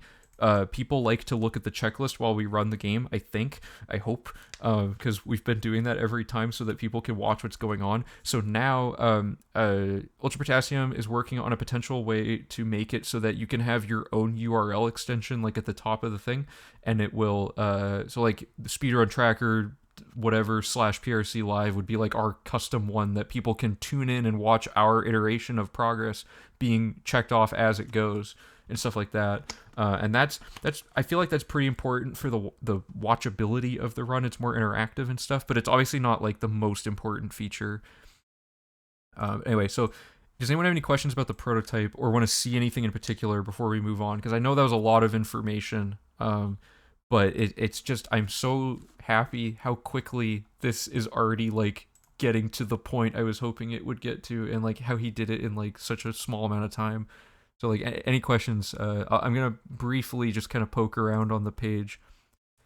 Yeah, oh yeah, the website is really cool. Would it be possible to have extra info in the guide for newer people and a button to hide it? Exactly, yeah, so that's one of the things. I wanted to have, like, collapsibles for each instruction, so instructions have their full instruction, and then they have a separate one that is, like, shout out to the developer Andrews, yeah. So, like, I wanted it to be, like, the collapsible would have, like, debug info for the router. If the like me or whoever's trying to route, the router would be like, okay, why is this not working? Oh, because this quest has, like, a thing that says you always have to do this logic point first. Like, stuff like that could be hidden under collapsibles and stuff. It shows it's almost doable for a single person. Oh yeah, and believe it or not, there's more to this presentation that hasn't even, like, there's a few things we haven't even gotten into yet that are going to be even cooler, like, in tandem with this. So, yeah, so let me just show, there's some navigation stuff laid out a little weird, but, like, all the glitches are on this separate page for the glitch reference guide. You can hop to them by clicking on them and stuff, so that's pretty cool. I think the glitches are embedded in the guide. Yeah, so, like, if you click on save clip, it brings you here straight out, right? Which is pretty nice. What are we talking about? We're talking about how to speedrun Oblivion. What if you did this stream? What are we doing right now? Will this site be mobile friendly? I could run on my computer and check off with my phone. So that's a thing I'm looking into, actually. I'll get into that right now, actually. Let's talk about prototype number 2. Yeah, no, it's okay, Shadow. Yeah, so basically we're talking about how to make speedrun documentation and guides that are really interactive so a user can quickly learn the speedrun route without, because, like, the common way people do it is they watch a video of a run and they copy what the run is doing, but they don't actually know why things are working, and if they get stuck, the video doesn't explain how. So, like, videos of people doing runs are not the best way to learn. The best way to learn is, oh, sorry, I forgot about chat. There we go. Yeah, the best way to learn routes is to often have more interactive things like this that actually show you like, how things work. So, like, oh, I don't know how to do the void warp glitch. I click on void warp, it tells me all about it, right? That kind of thing. And we're doing this in the context of Oblivion 100%, and we need this verbose of a, like, system for tracking and documenting, because the run we're doing is 100% and it's several dozen hours long on average. So yeah, that's the main idea of what we're doing here. Also, thanks for stopping by. Yeah, it's a really beefed up guide because our current guide is like something like this, right? It's like a document that's really linear and hard to interact with. So a web page makes it more interactive, basically, and you can do a lot more with it. So let's move on to the next demonstration. This one I'm excited about as well. Let me find. Okay. Oh, wait, okay, so to reiterate, the goal of prototype 1, let me hide the document or the Chrome because I'm dumb. The goal of this for prototype 1 is to make it usable for V4. It's like get it done and like get all the features you need and make sure it all just works and doesn't need a bunch of extra stuff. The text-to-speech is funny, but that's because it apparently didn't take him very long to put it in. But the overall goal is just make this ready for V4. So you're probably wondering, well, why do you, what is prototype 2 then? Well, prototype 2 is let me take a small break here to drink some water, and I'm choking on air again. I gotta figure that out. Okay, so prototype 2. Oh, ShadowFox09900. Thank you for the follow. Appreciate it. Okay, so prototype 2 is the one I'm working on. And a big part of it is I've always wanted to try to make this website, and then Ultra Potassium just worked so fast that he just already had it done. But he's doing it in a way that is, like I said, it's functionality first and form second, and that's really important. But as long as he's already working on that part, I don't need to do that part, right? So I want to do a bunch of like future idea stuff and kind of test the waters, and then bring information that I learn about it back to Ultra, and we can work together on how to incorporate it into a final product. So hopefully this makes sense. But basically, it's a prototype that focuses on the user interface aspect, because like there's some navigational issues and stuff with Potassium's layout because it's just for the functionality, right? And getting stuff, and that comes later. So I'm kind of taking the same feature set and trying a new way of framing it and seeing what works and what doesn't work in each version, if that makes sense. And also trying to theorize like the best overkill way to do the back end of the web page. And for nerds, we're using Vue, Vuetify, and TypeScript as the primary things for making this web page.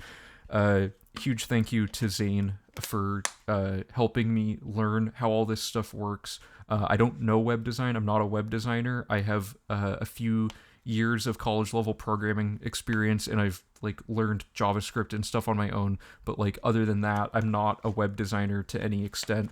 So he's helped me figure out like what I need to do to get off the ground with this version of the prototype, just so I can mess around with stuff on my own.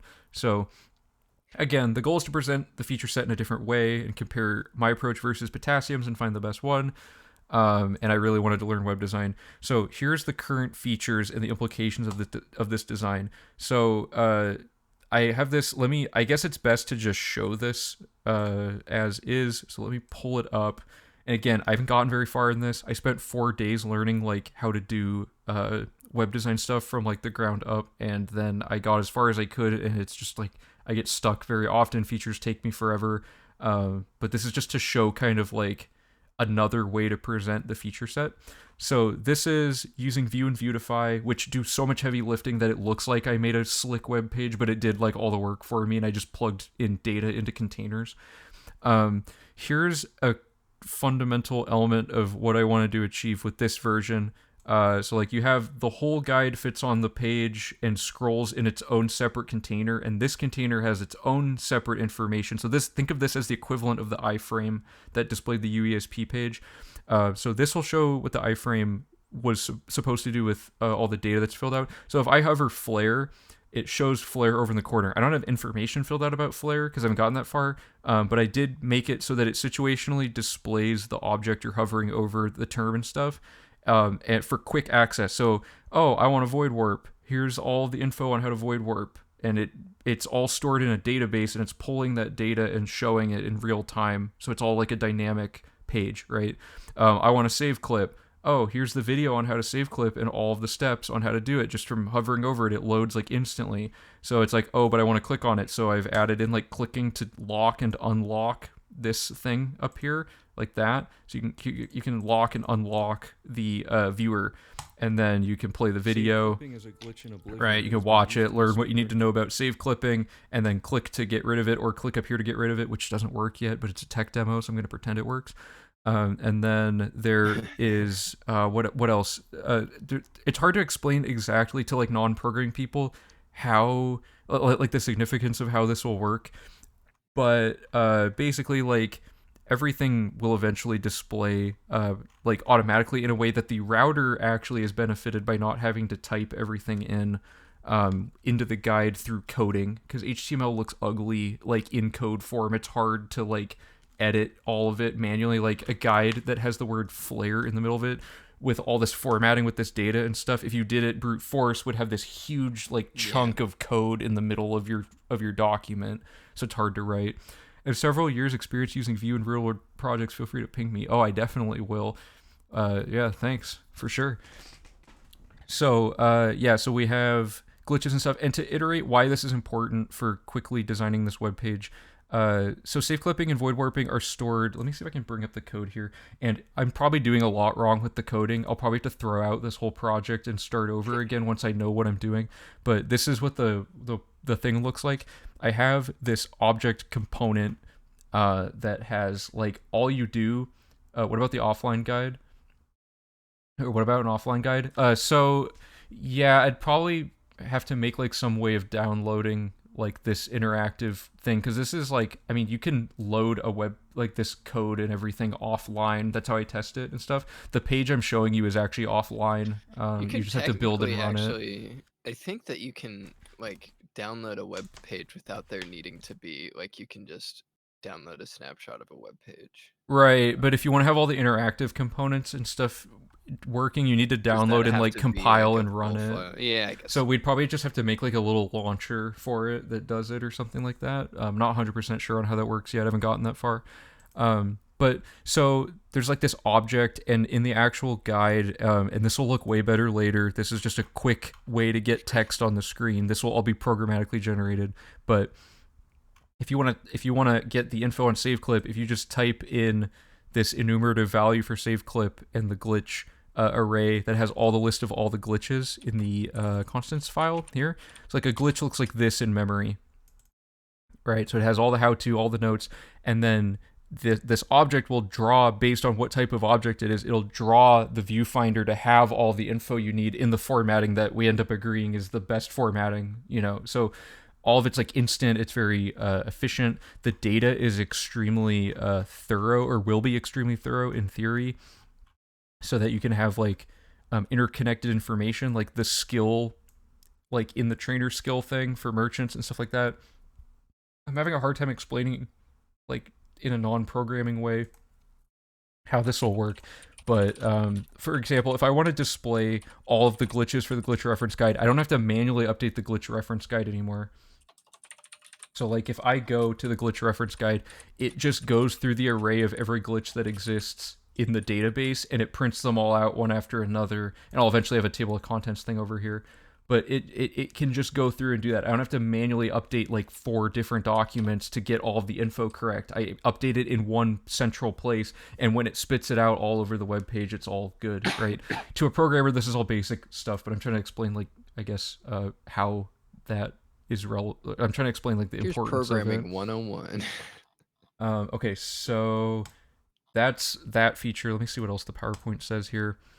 Oh, okay, so this is really quick. So the item viewer has like, it has this stuff, but when it's not hovered, it has this default text. We could plug something else into this. So my goal is to figure out how to plug in default, like the cheat sheet, maps for investing, whatever default information you need could display here when you're not hovered over something. And it'll be based on where you are in the run using the table of contents. So whichever split you're on, like if I'm scrolled down far enough that I'm in the tutorial, maybe the tutorial default field shows you information about like basics of controls, or like, I don't know, just like a video about how the rules for the run work, or like how to set up your starter save file. Like all that could be in the default, and then when you scroll down far enough that you hit the market district, it by default shows you the dupe glitch pop up, because that's the only thing that's really relevant to that split, right? Like it could do stuff like that. So that's The second approach to the web page is that. And then the data is interconnected in a way that rerouting everything's faster. So like I was showing, a single generic view component can take in an enumerative value and dynamically present the info about that thing. And let me get chat back up here. And then additionally, the view and the Viewtify front end make everything like super easy to make compartmentalized. So if I go over, whoops, I wanted that. So if I go over here, you can have like a drawer on the side, and these links don't do anything yet, but we can manage a leaderboard that's housed over here. We can have settings that you can't see because of the chat. But like this page could have the checklist. This button could go to a map that, for example, has an HTML canvas on top of an image of a map, and the map has like automatically hyperlinks all the locations and automatically draws all of the relevant markings for the map. You could have like, that's what this is doing right now. I didn't manually draw any of this other than like the code to generate based on the coordinate of the location. It's stuff like this. But I'm learning how to do a lot of this as I go for like the CSS and the HTML side of things. But like the map could be interactive like this. I can't figure out how to make it drag. It's not working. Glitch reference guide. But like the navigation's a lot cleaner. It's very obvious. And like you could hyperlink right in the text. Like if it says go to the map and start exploring the map, you could click here and it'll bring you to the map page. Or you could have the map in the corner, and like maybe we could eventually resize and drag stuff. Like these are like this is the long-term goal of the web page, is to have like all the bells and whistles, like a ton of crazy stuff. And I'm just kind of getting a head start on like figuring out what isn't like possible to do for a lot of it. So to reiterate though, this is not a V4 thing. Ultra Potassium's prototype is going to be the V4 web page, unless like a bunch of like web designers all work together to like make this like shot in the dark dream version of the web page like super crazy, super quick. Anyway, so yeah, this is not a V4 thing. This is like a V5 or a V6 thing. It's gonna take like a long time to develop this web page. So, oh, that's sick. That's a sick transition. Now, we've checked off the 4 things we were going to talk about, but there's actually 2 other ones that suddenly are now a factor with the implementation of the web page. We now also have routing tools, which in the past, routing tools haven't really existed for this run, and material automation as well. So we'll get into both of those really quick. I swear this presentation is almost over. But okay, so routing tools. A good example is, so on the official Oblivion speedrun community Discord, the saddling glitch requires you to use the chairs. Like you sit in a chair and you load warp that character somewhere, and where they were sitting in the chair in that room is where they spawn in the coordinates of the new room, if that makes sense. I have a whole video about it, exclamation saddling, if you want to see the video on that. Will this be on the test?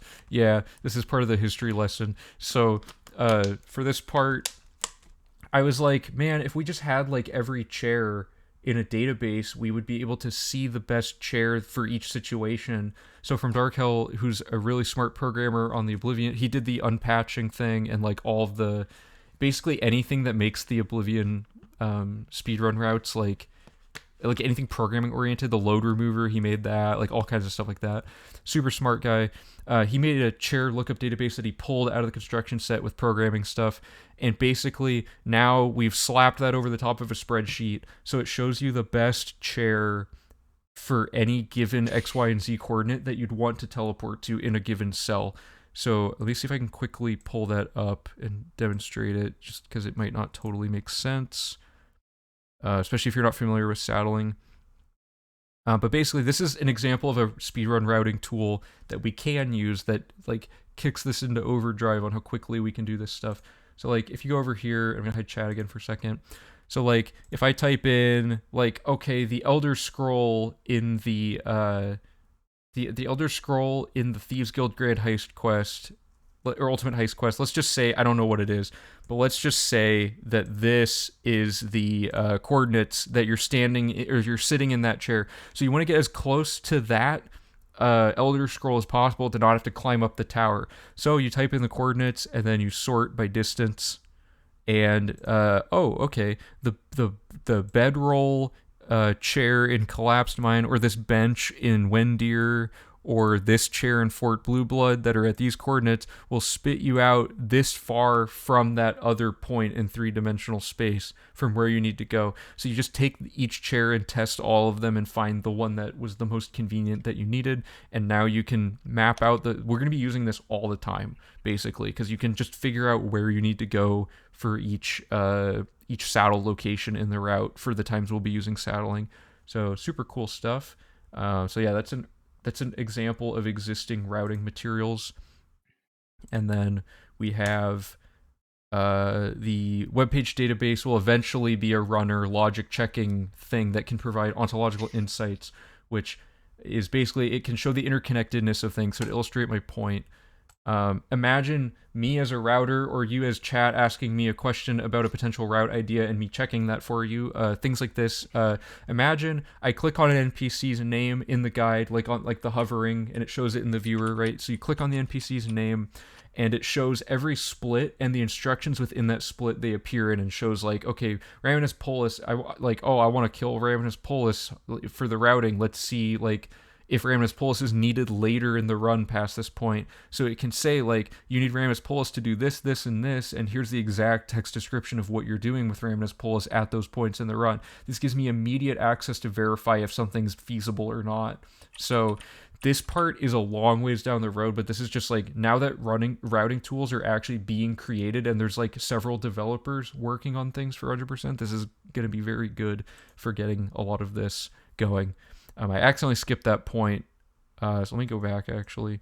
So imagine being able to see a flowchart as well of every location in the game and the cells within those locations, and how many times the player had to go into each of those cells throughout the route. Like, it would go through the instruction list. Every time a location was mentioned explicitly, it takes that location and it counts it, and it makes a tally of all of those locations, and it says, you went into Phintius's bookstore 14 times. So I would go, oh, that sounds like a lot for a bookstore. Maybe there's routing logic potential to like reduce the amount of times we have to go back to his bookstore.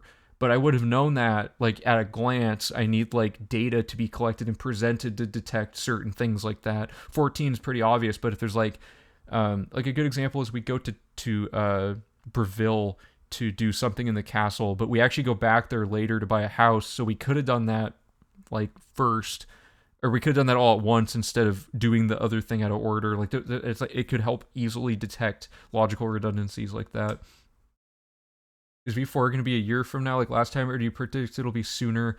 I think the actual routing of V4 won't be that terribly long of a process, aside from the map exploration part. Like, a lot of the load warping and stuff is known load warping locations from all the other existing categories that do guilds and stuff. But yeah, so I it could also depend on if I get super busy. Like, we just never know. Like, it took 3 years to do V2, which is, I don't think it'll ever take that long again. But the route gets shorter each time, so the routing should get less time consuming, as well as it takes less time to test everything. But we'll see. I don't know exactly the time frame of the roadmap. I just know the general roadmap to go about it. So here's the future. Believe it or not, we've only there's a huge development that I haven't even started talking about yet in the presentation here. Material automation is a category of that I theorized was possible, and that Zane theorized was possible, and someone went and like did it.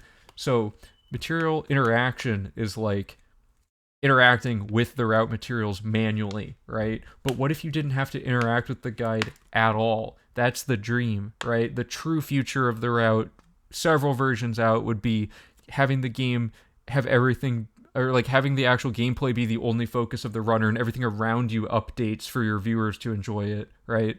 And for your own like insights into what you've missed and stuff. So the only example of this currently is a really dumb, unintelligent thing that I've implemented in the checklist, where if you check off the fame, or if you check off like a quest, it'll check the fame off for you, so you don't have to click on 2 different boxes. The problem with this is it doesn't do it in a way that actually verifies you got the fame. It just straight up says like, you got the fame because you checked the quest off, which if you failed the quest and didn't realize it, you've now inaccurately tracked stuff, right? So I'm so sorry. I've not said your name out loud yet. So it's either Valernin or Valarnin. I'm going to say Valernin. Valernin has catapulted 100% into the future with a save file reading program that they just threw it together in like, I don't even know. Valernin joins the Discord and then says, like out of the blue, joins the Discord and says, has anyone tried to make a save file reader?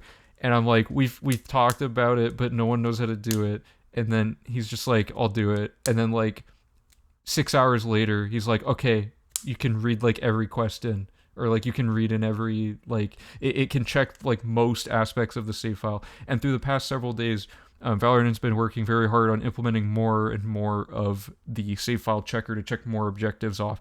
And it's on the GitHub is v like 9 or 0.95 or something, so it's like very close to having all the objectives. The bottleneck is actually that I have a little bit of manual data that I have not had time to collect yet, that I'm going to be collecting soon, to help with checking some of the logic on it. But you put in an Elder Scrolls save file or whatever that stands for, and it outputs your total 100% completion progress. And the specificity is so insane that our original checklist didn't even track it, because having a human track it wouldn't have been worth it.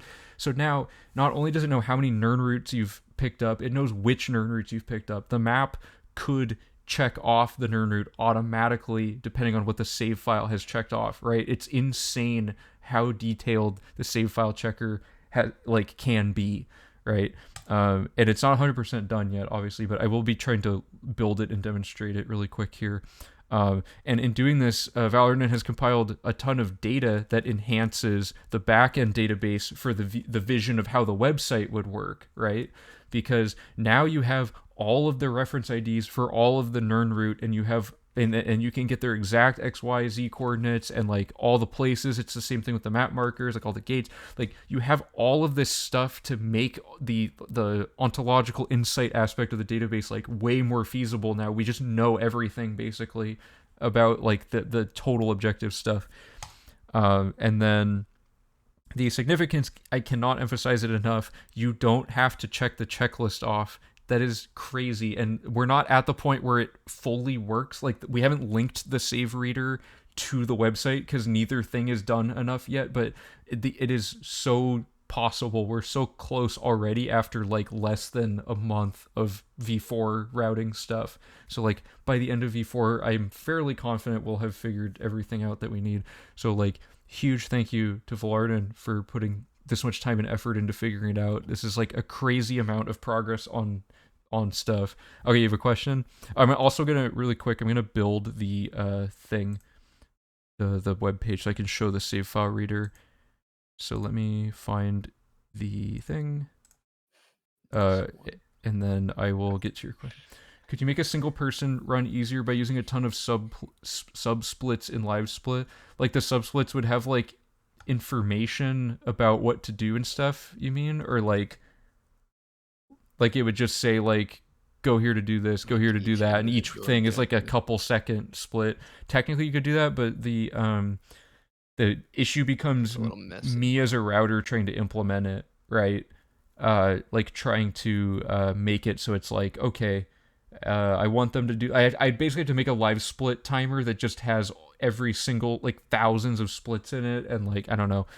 It is an approach that could work, but the way that this would work would actually solve a lot of the issues with that. So let me find, sorry, I'm still trying to find where I downloaded this. I probably should have made it better. I don't have the latest version, but let me show the code briefly. So this is Valarnin's thing. Valarnin, sorry, I don't know the emphasis. But like this is all the data and the interconnectedness of the data. Okay, nobody manually typed any of this, I swear. Like, so just don't be like, you know, don't be like, how could you make this guy do like all this type? It's not that, like this part was generated straight out of like the instruction set. So like, you know, you got the form ID of a gate with its number and its exact location, whether or not it's a fixed gate, etc. And all this information is also being mirrored onto a check or a spreadsheet on Google Docs, so we can like more readably change information, like Skjorta was spelled wrong, right? So to change that, we'd go to the Google Sheet, update that, and then we'd like re-enter the data into this file, stuff like that. And I hope I'm explaining everything correctly, because again, a lot of this is over my head, but just like look at all this. A single person did this in like 4 days. I can't believe it. Look at all these files. Like that's just one file. There's like all these different ways of pulling all these different things out. It's crazy. It's all in TypeScript, and so like it's going to be compatible with all the web stuff that Ultra's doing, and eventually the web stuff that I'm trying to do. So let's run this thing. The commander, what's the command to run this thing? npm run build prod. Okay. Oh god, it's all caps. Does that matter? It probably doesn't matter. So let's run this thing. And once it's running, I just have to open up the... Right now, you have to manually put a save file in just because it's being tested. It's not being implemented yet, right? So let me pull this up. Okay. This is the file displaying the data that the program is storing as a series of tables, basically. So if I go into, I'm going to find a random save file to demonstrate this. Oblivion saves. Okay, so this is a random save from testing stuff in v3. I don't know what's on this save file, but now we can find out. So you drop it in, wait for it to load for a second. Okay, so it pulls all of the information, like the basic info at the top. This is like the player's overall accomplishments tab information displayed here. And it has like extra stuff for now because the goal is to chart out everything the save file has, and then just take the stuff we need to plug it into the web page. But it tells you exactly like you've done this quest. It knows you've done this quest. It knows you haven't, like I apparently haven't done the Dark Brotherhood, or I'm like in the middle of the Dark Brotherhood on this save file, right? It has the quest ID and it has the reference ID for the form ID, for the quest. It has the name of the quest, it has the fame associated with that quest. It has the exact quest stage that you would need to get to finish that quest. Like this is an insane amount of detail for the back end of this whole thing. And it tells me that I have 152 quests completed on this save file, apparently. That's really cool. I trust that. It tells me the exact value of my skills. It tells me that I have 2 skills mastered, which are mysticism and alteration on this file. It tells me which gates I've closed and which random gates like the gates I'm actually still putting info in because we had to manually fix some stuff. It shows horses, it shows houses, like it has everything. I can't emphasize how cool this is, that this is already possible, because I thought this would be like years later someone would like eventually figure this out, but it's happening now. The future is now, guys. It's crazy. So yeah, that's the save file reader. So again, huge thank you for that. That it is crazy amount of work, crazy amount of output. And the long-term goal is basically that thing spits out the data, parses it as like a JSON file or like some array basically of binary data. It spits those booleans out to the checklist on the webpage, and the webpage updates based on what that save file reader determined. And I imagine the way we're still working on the actual implementation of this.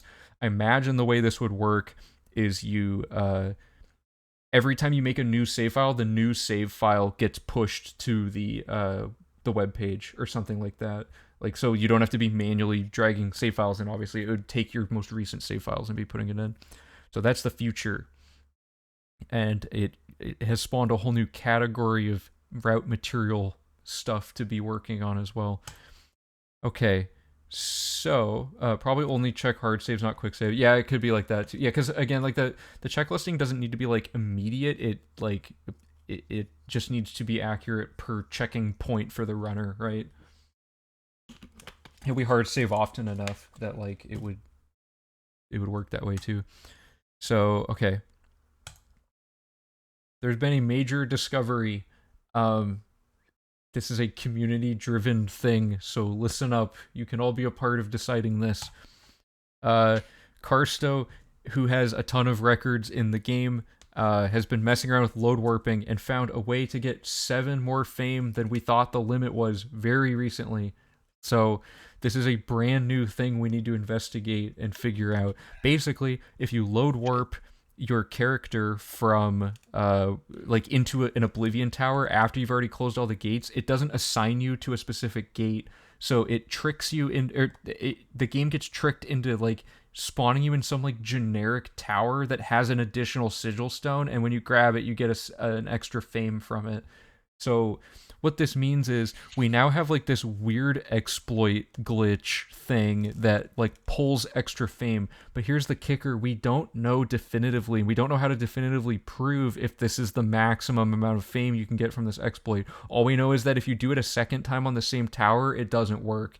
So like presumably it's 1 per unique type of tower, 7 towers, 7 fame. So there's now a decision that has to be made on how we handle this, and part of the way this is going to work is based on testing stuff. But let's assume in a vacuum that this is the most fame you can get from this exploit. So there's 2 trains of thought, and people probably side differently on this, but the simple answer is that having more fame on your save file is more 100% completion, so you should put it in. That seems like a very reasonable answer. However, this opens up a problem. If we later find an infinite source of fame, do we have to backpedal the decision to allow the higher amount of fame and go back to the 198 requirement and then put in a rule saying only fame from like the original sources? Wouldn't that cause like a weird like, because then we have runs that had more progress they needed to achieve than newer runs, and like the source of the fame rule we need to lay the law down now before this gets out of hand, basically. I don't think I would count this since it's a glitch and isn't meant to be part of the game. Okay, so that's the second train of thought. But they use glitches to get achievements, right? So these are all of the things to consider. So the complicated answer: fame is acquired through illegitimate means by doing this, so only intended sources for each objective should be utilized in their final totals. This is like the Breath of the Wild method of handling 100%, right? So like Breath of the Wild does this. I don't know enough about Breath of the Wild, but like you have all those like acorns or whatever that I don't know the name of them. Oh, the Korok seeds. Yeah. So you collect all those seeds, right, all around the map. But there's a way to get them like infinitely so that you don't have to get them all from their actual sources. You can just get like an infinite amount, but they wanted to include the objective. So they made their definition be something along these lines, which is changing maxing finite statistics to maxing all the concrete finite statistics only from their intended sources, and the finiteness would be based on the maximum non-glitched values. So this would be like the more future-proofed way of redefining the category definition, because it wouldn't change what we're already doing at all. It would just have a caveat to explain why we're not doing glitched stuff. But then there's small gray areas, like are the blood prices technically like some other, like are the blood prices considered a glitch, or is it not a glitch because it's in the construction set as like an actual quest? And like there's a few things like that. I think that we need to add it in, but if it becomes infinite, we no longer track it.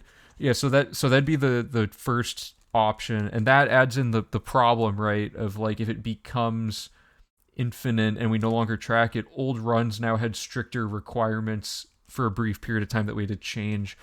But yeah, there's validity to both sides. I'm almost exactly in the middle on this, so this is definitely like a community decision thing. So if people would like to be part of a longer arc of this discussion, we'll be talking about it quite a bit on the Discord, I imagine, so you can join the Discord and talk to us about it there. And then the future proofing of the complicated solution would be that the integrity of the category is retained, but the cost is that the requirements are no longer super cut and dry. Like it's not easy to explain quickly to someone how 100% works, which makes the category a little less accessible. Because if someone's like, oh, what's Oblivion 100%? It's like max all concrete finite statistics from intended sources based on non-glitched maximums. Then people are going to be like, what? I don't get what any of those words mean, right? It's like a little confusing compared to just saying, oh, every statistic that has a value that's maximum, we just get that value, right? We did that on V2 to V3. You mean like for adding blood prices? Or no, that was for V1 to V2. What did we change for V3? Or do you just mean that we changed the way the category definition is structured? There's nowhere in the route that you have to enter these glitched Oblivion realms, and it shouldn't be included. I think number 2 is best. Okay. Okay, so you're in in pool number 2 then.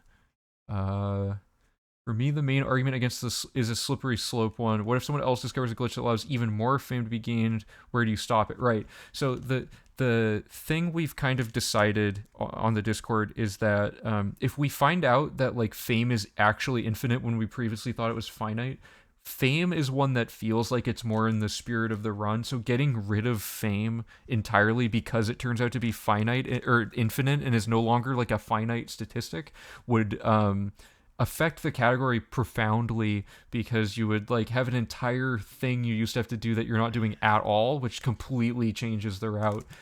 So I think we need some sort of like grandfathering in the previous requirements like system in place, that we don't ever completely remove things that become infinite if it turns out there's a way to do it. And the way to achieve that would be to redefine like the finite sources point. So there's a lot to consider like for something like this. And that would also, speculating upon like another version of the route, like the DLC version of the route, Nirnroot wouldn't be in it if you didn't have this future proofing system, because Nirnroot's infinite in DLC because of the respawning plant that's in the DLC pack. So like things like that slightly change it, right? So I think I'm slightly more towards the complicated answer, but I totally get the validity of the simple answer at the same time. So there's just something, just food for thought, you know. It's good you guys seem to all have good opinions on this, a lot of good points. So again, I'll probably put up like a poll at some point, like a final vote. Or I don't know how we're gonna do this. I might just, I don't know. Like the Discord's probably the best place to talk about it, though. To me, it kind of feels like if I may opine for a moment, it feels like the fame statistic is, or like fame as a statistic rather, is more measuring like the outcome of the like of the objectives that we're Right. trying to finish, and not like its own thing, if that makes sense. Yeah, So like its function that's how I'm primarily is to make sure you sort of did thinking all of it. of the Right. accomplishments like correctly that are required to be done correctly. And then gates are more just to make sure you closed all the gates instead of just skipping them. I gotta catch up on the chat's almost off screen. 1 second. There's nowhere in the route that you have to enter these glitched Oblivion realms, then it shouldn't be included. I think number 2 is best. Okay, so that's a good point. For me, the argument... Oh, wait, did I already read this? I think I already read all this. Oh, yeah, you no, we read already read it. that. Sorry. Yeah. You only get fame from a list of fixed events. You have to complete those events in a certain way. That sounds like 100%, but then maybe the quests you fail need to not be failed. Yeah, so having, like, this was a thing in V1, was, like, correctly completing every quest, which was, like, you couldn't fail a quest, but the fail state of a quest can be subjective depending on, like, does, I don't know, this example is kind of bad, but, like, it's the only one I can think of. Does not giving Clavicus Vile Umbra back count as the bad ending? You know, you don't get the artifact, I guess, so it does, but, like, if you have a quest with a moral decision, you know, fame should be the guiding thing that dictates what you had to do to get a certain ending, in my opinion. It makes it more cut and dry, like, this was the intended good ending, otherwise it didn't matter that you got a bad ending. If you do finite fame at the original amount, can the glitch fame be used rather than normal fame? I would say no. If you're going to cap the fame at 198, it would have to be the original 198 fame. And maybe a poll on the Discord with a new thread for discussion. Okay, yeah, I can do that. In my opinion, amount if finite, irrelevant if infinite. Okay, yes, but what if we find out quests completed can be infinite through some weird glitch, right? Do we not do quests anymore? Like, there's, like, we have to future-proof it to not, we have to make sure that there's, like, some sort of integrity upheld no matter what the rules end up being. Yeah, we could ask Todd. I'll message him on Twitter. I'll just be like, hey, your game's broken. You can either put a patch out right now, or you can weigh in on this discussion. No, dude, I'll just text him since we're such good friends. Generally speaking, 100% rules for almost every game is everything permanent that a player can normally do. Like, Ocarina of Time doesn't require duping heart pieces until you're one piece from crashing the save. Every release of Skyrim you buy gives you 10 bonus fame. Wait, what? If glitching more fame is considered invalid, then is glitching more levels invalid? So levels aren't actually required, right? Like, yeah, it's not a statistic that's actually like. Yeah, your character measured. level doesn't have a true maximum in term, like it's not a concrete maximum, because depending on your character build, your character race, whatever, you could be a different maximum level when you do infinite level up glitch. But if you mean skill levels, you can glitch the skill levels up because the skill level number itself isn't the important part. It's if it's above 100, it increments the mastered skills statistic. So that's the key to those, is why that's valid. If Todd programmed the game better, we wouldn't be having this problem. Yeah. What's really funny is I unknowingly ran into the same thing that Karsto ran into when we were testing how to load warp to close gates on stream towards the end of V3. Because I was like, why am I able to like close a gate but not close it again using the same load warp? And it turns out it was that, but I thought it was because I had just closed the gate that the save was in, and that going to a new gate required a new tower save, but that was not the case. It's actually just that the tower only works once per strat. But yeah, so that's the major discovery in terms of the route logic.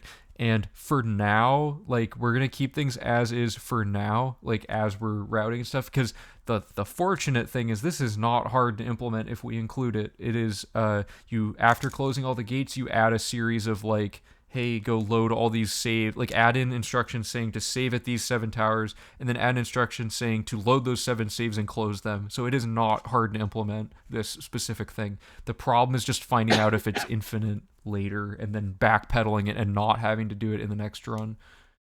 Will the website run the timer and do splits automatically? I would say probably not, just because the more things you have interacting with each other, like, you know, all of this, like the save file reader and all this stuff would be housed under one program basically that's running the web page, whereas interacting with live split is like a totally separate program being interacted with through our program, which can get messy, but it could probably work. Although it doesn't cost a runner hardly any time at all to manually tap their split. I know live split auto splitters can do offsets and stuff, so maybe we could just put the offset logic of the save file reader into reading when to split, but we'd have to change it every run to fit the new split layout. So it could be weird. Is there a dev room in Oblivion that you could include 100%? There is a dev room, but there's no way organically to like get to it, so it doesn't affect the requirements. If there's no way to get to it, we can't. It doesn't count as a thing you have to go find, right? Okay, so I think we talked about, this is all good conversation though. I just wanted to get a quick snapshot of what people's opinions are on this before moving on, but this is essentially the end of the presentation. So a quick recap of everything.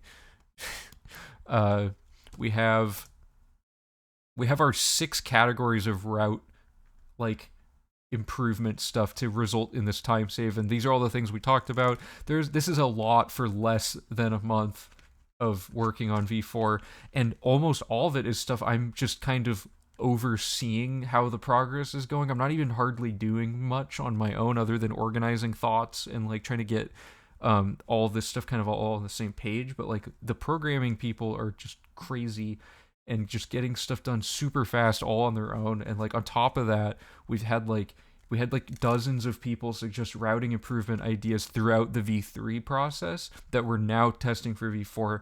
So there's a lot in store for this. So again, we got Yeti with the horse vectors, we got Wutha with the Nern route mapping, Yeti again with the traveling salesman stuff. We have Lex with attribute stuff, Karsto breaking the category definition at the last minute. And then we have, no, which is good to know that info though. And then we have where there's no names on that one. Oh, we have Ultra with the webpage prototype, and we have Valorant with the save file reader, from Dark Hell with the chair lookup database, and then yeah, I hope I'm not missing anybody, but yeah, if anyone has any last questions about any of these particular things we talked about, I will field some questions briefly.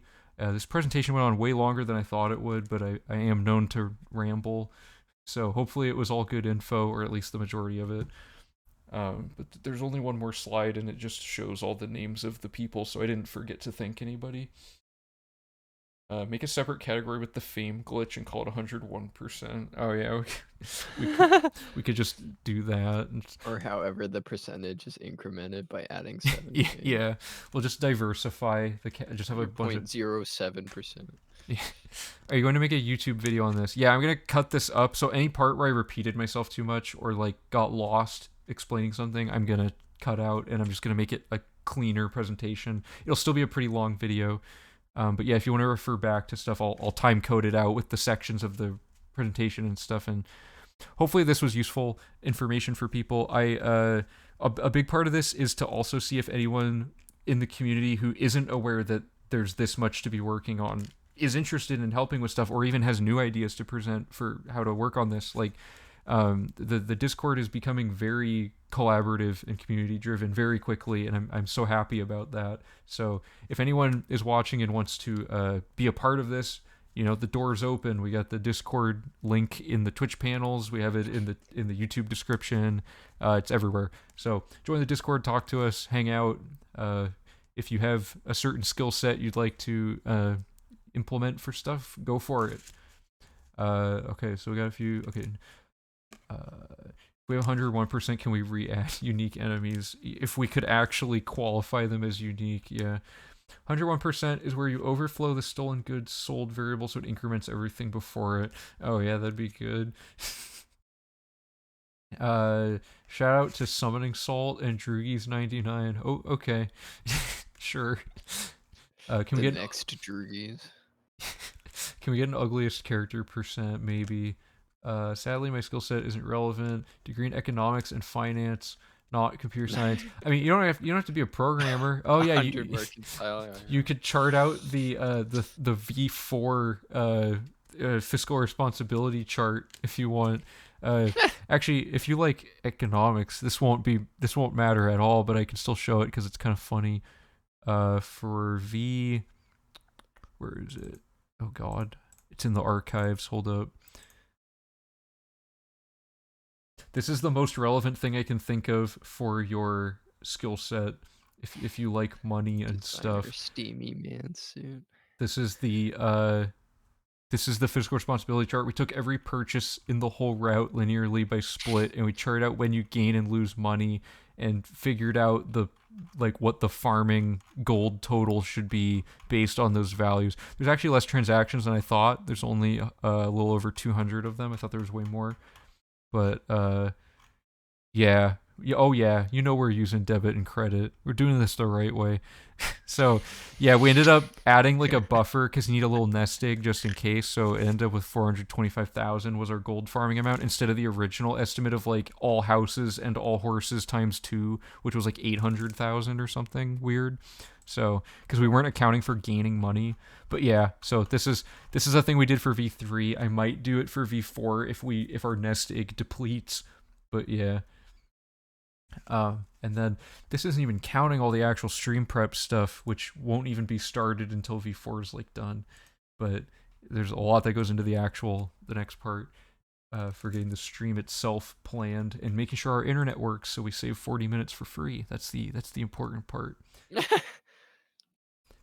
Internet percent. Yeah. All right. Well, if there's any last minute questions, I can answer them. So the point of this stream was just to do this relatively quick presentation, and then we will begin. I guess what people might want to know is which streams are coming up. That'd probably be good to explain. So as I mentioned before, the horse vector stream, as soon as Yeti and I can figure out like time zone stuff and like get in the same Discord call and figure out how to get all the workflow for this, we're going to be streaming that. You'll see what Yeti's looking at in the program, and you'll see what I'm looking at in the gameplay. And you'll all see what I'm also looking at when I'm manually charting out what vectors we liked and didn't like. So that's going to be one of the most immediate streams. We also have a stream for testing and vetting all the brainstorming stuff. That's going to be like phase 1 of the actual route logic portion, instead of just text stuff. and then I think I might try to overlay a lot of the new ideas all at once and see what didn't work in an inevitable train wreck route that does the early vampire, the early, like, just get all of that stuff thrown in all at once. Which version will be sub 5 hours? Well, with the automation and stuff, it's getting pretty good. It'd probably end up being like, 5 hours seems like a V like 19 thing. It's my approximate estimate. You have to keep in mind the diminishing returns. Yeah. Rat skip when? Oh, technically, okay, I'm gonna try to get the any percent rat skip in this, so we have a rat skip, but it's like pseudo rat skip. Real rat skip, I don't think it's worth dedicating a stream to it, because it's so mundane to test, but we could try to find something like that. Okay, is there any other... so yeah, I'm going to throw load warping in anywhere I can find, and I'm going to be streaming every routing session, unless it's like a 2-minute thing I'm patching up or something. But like the bulk of this, you'll be able to go back and watch and see if you want to see how the whole process goes. The horse moves so fast that it does sometimes fly through the air, so that will happen eventually. Depending on the routes. You can look forward to horse flying through the air. Yeah, we're basically trying to get vectors that are only uphill predominantly, because if you take too much fall damage, your horse dies. So the goal is to figure that out. But there's like a lot of brainstorming stuff to figure out. And so yeah, if Yeti's not available relatively soon, I'll do the brainstorming stream first. And if Yeti is available, I'll do the horse vector stream first. And horse vectors might actually take multiple streams to solve, because it's such a process. Like if it takes 6 hours to run the route without a process, creating a process to replace that is going to take probably like 2 or 3 separate streams. So, but yeah. All right. That's everything I wanted to talk about. Hopefully you guys got a lot of insight into what's in store. So special thanks to all of these wonderful people for all of their smart contributions to everything, and Han for playing through 100% all the way through as well. And Han actually helped a lot with routing in V3. This is just the thanks for V4. There's like so many people that were to thank for V3 as well. And of course, thank you for watching, and Finn and Mal for being here.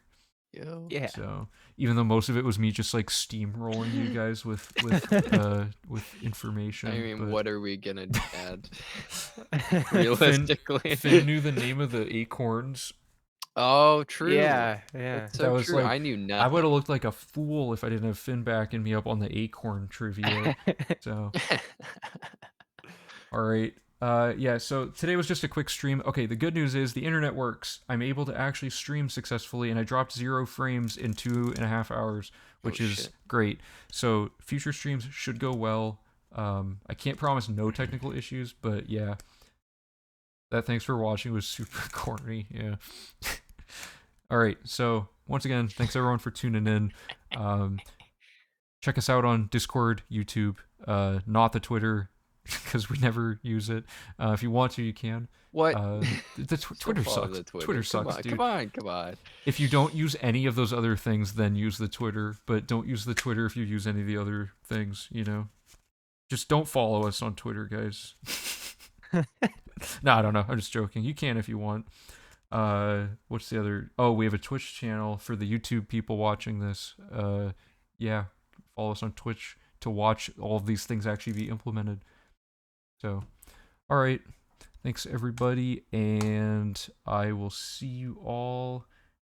I don't know when it'll be, but soon, depending on Yeti's availability. So, yeah. Thanks again for watching. Bye, everybody. I almost hit the mic again at the end waving. I almost do that. All right. And bye.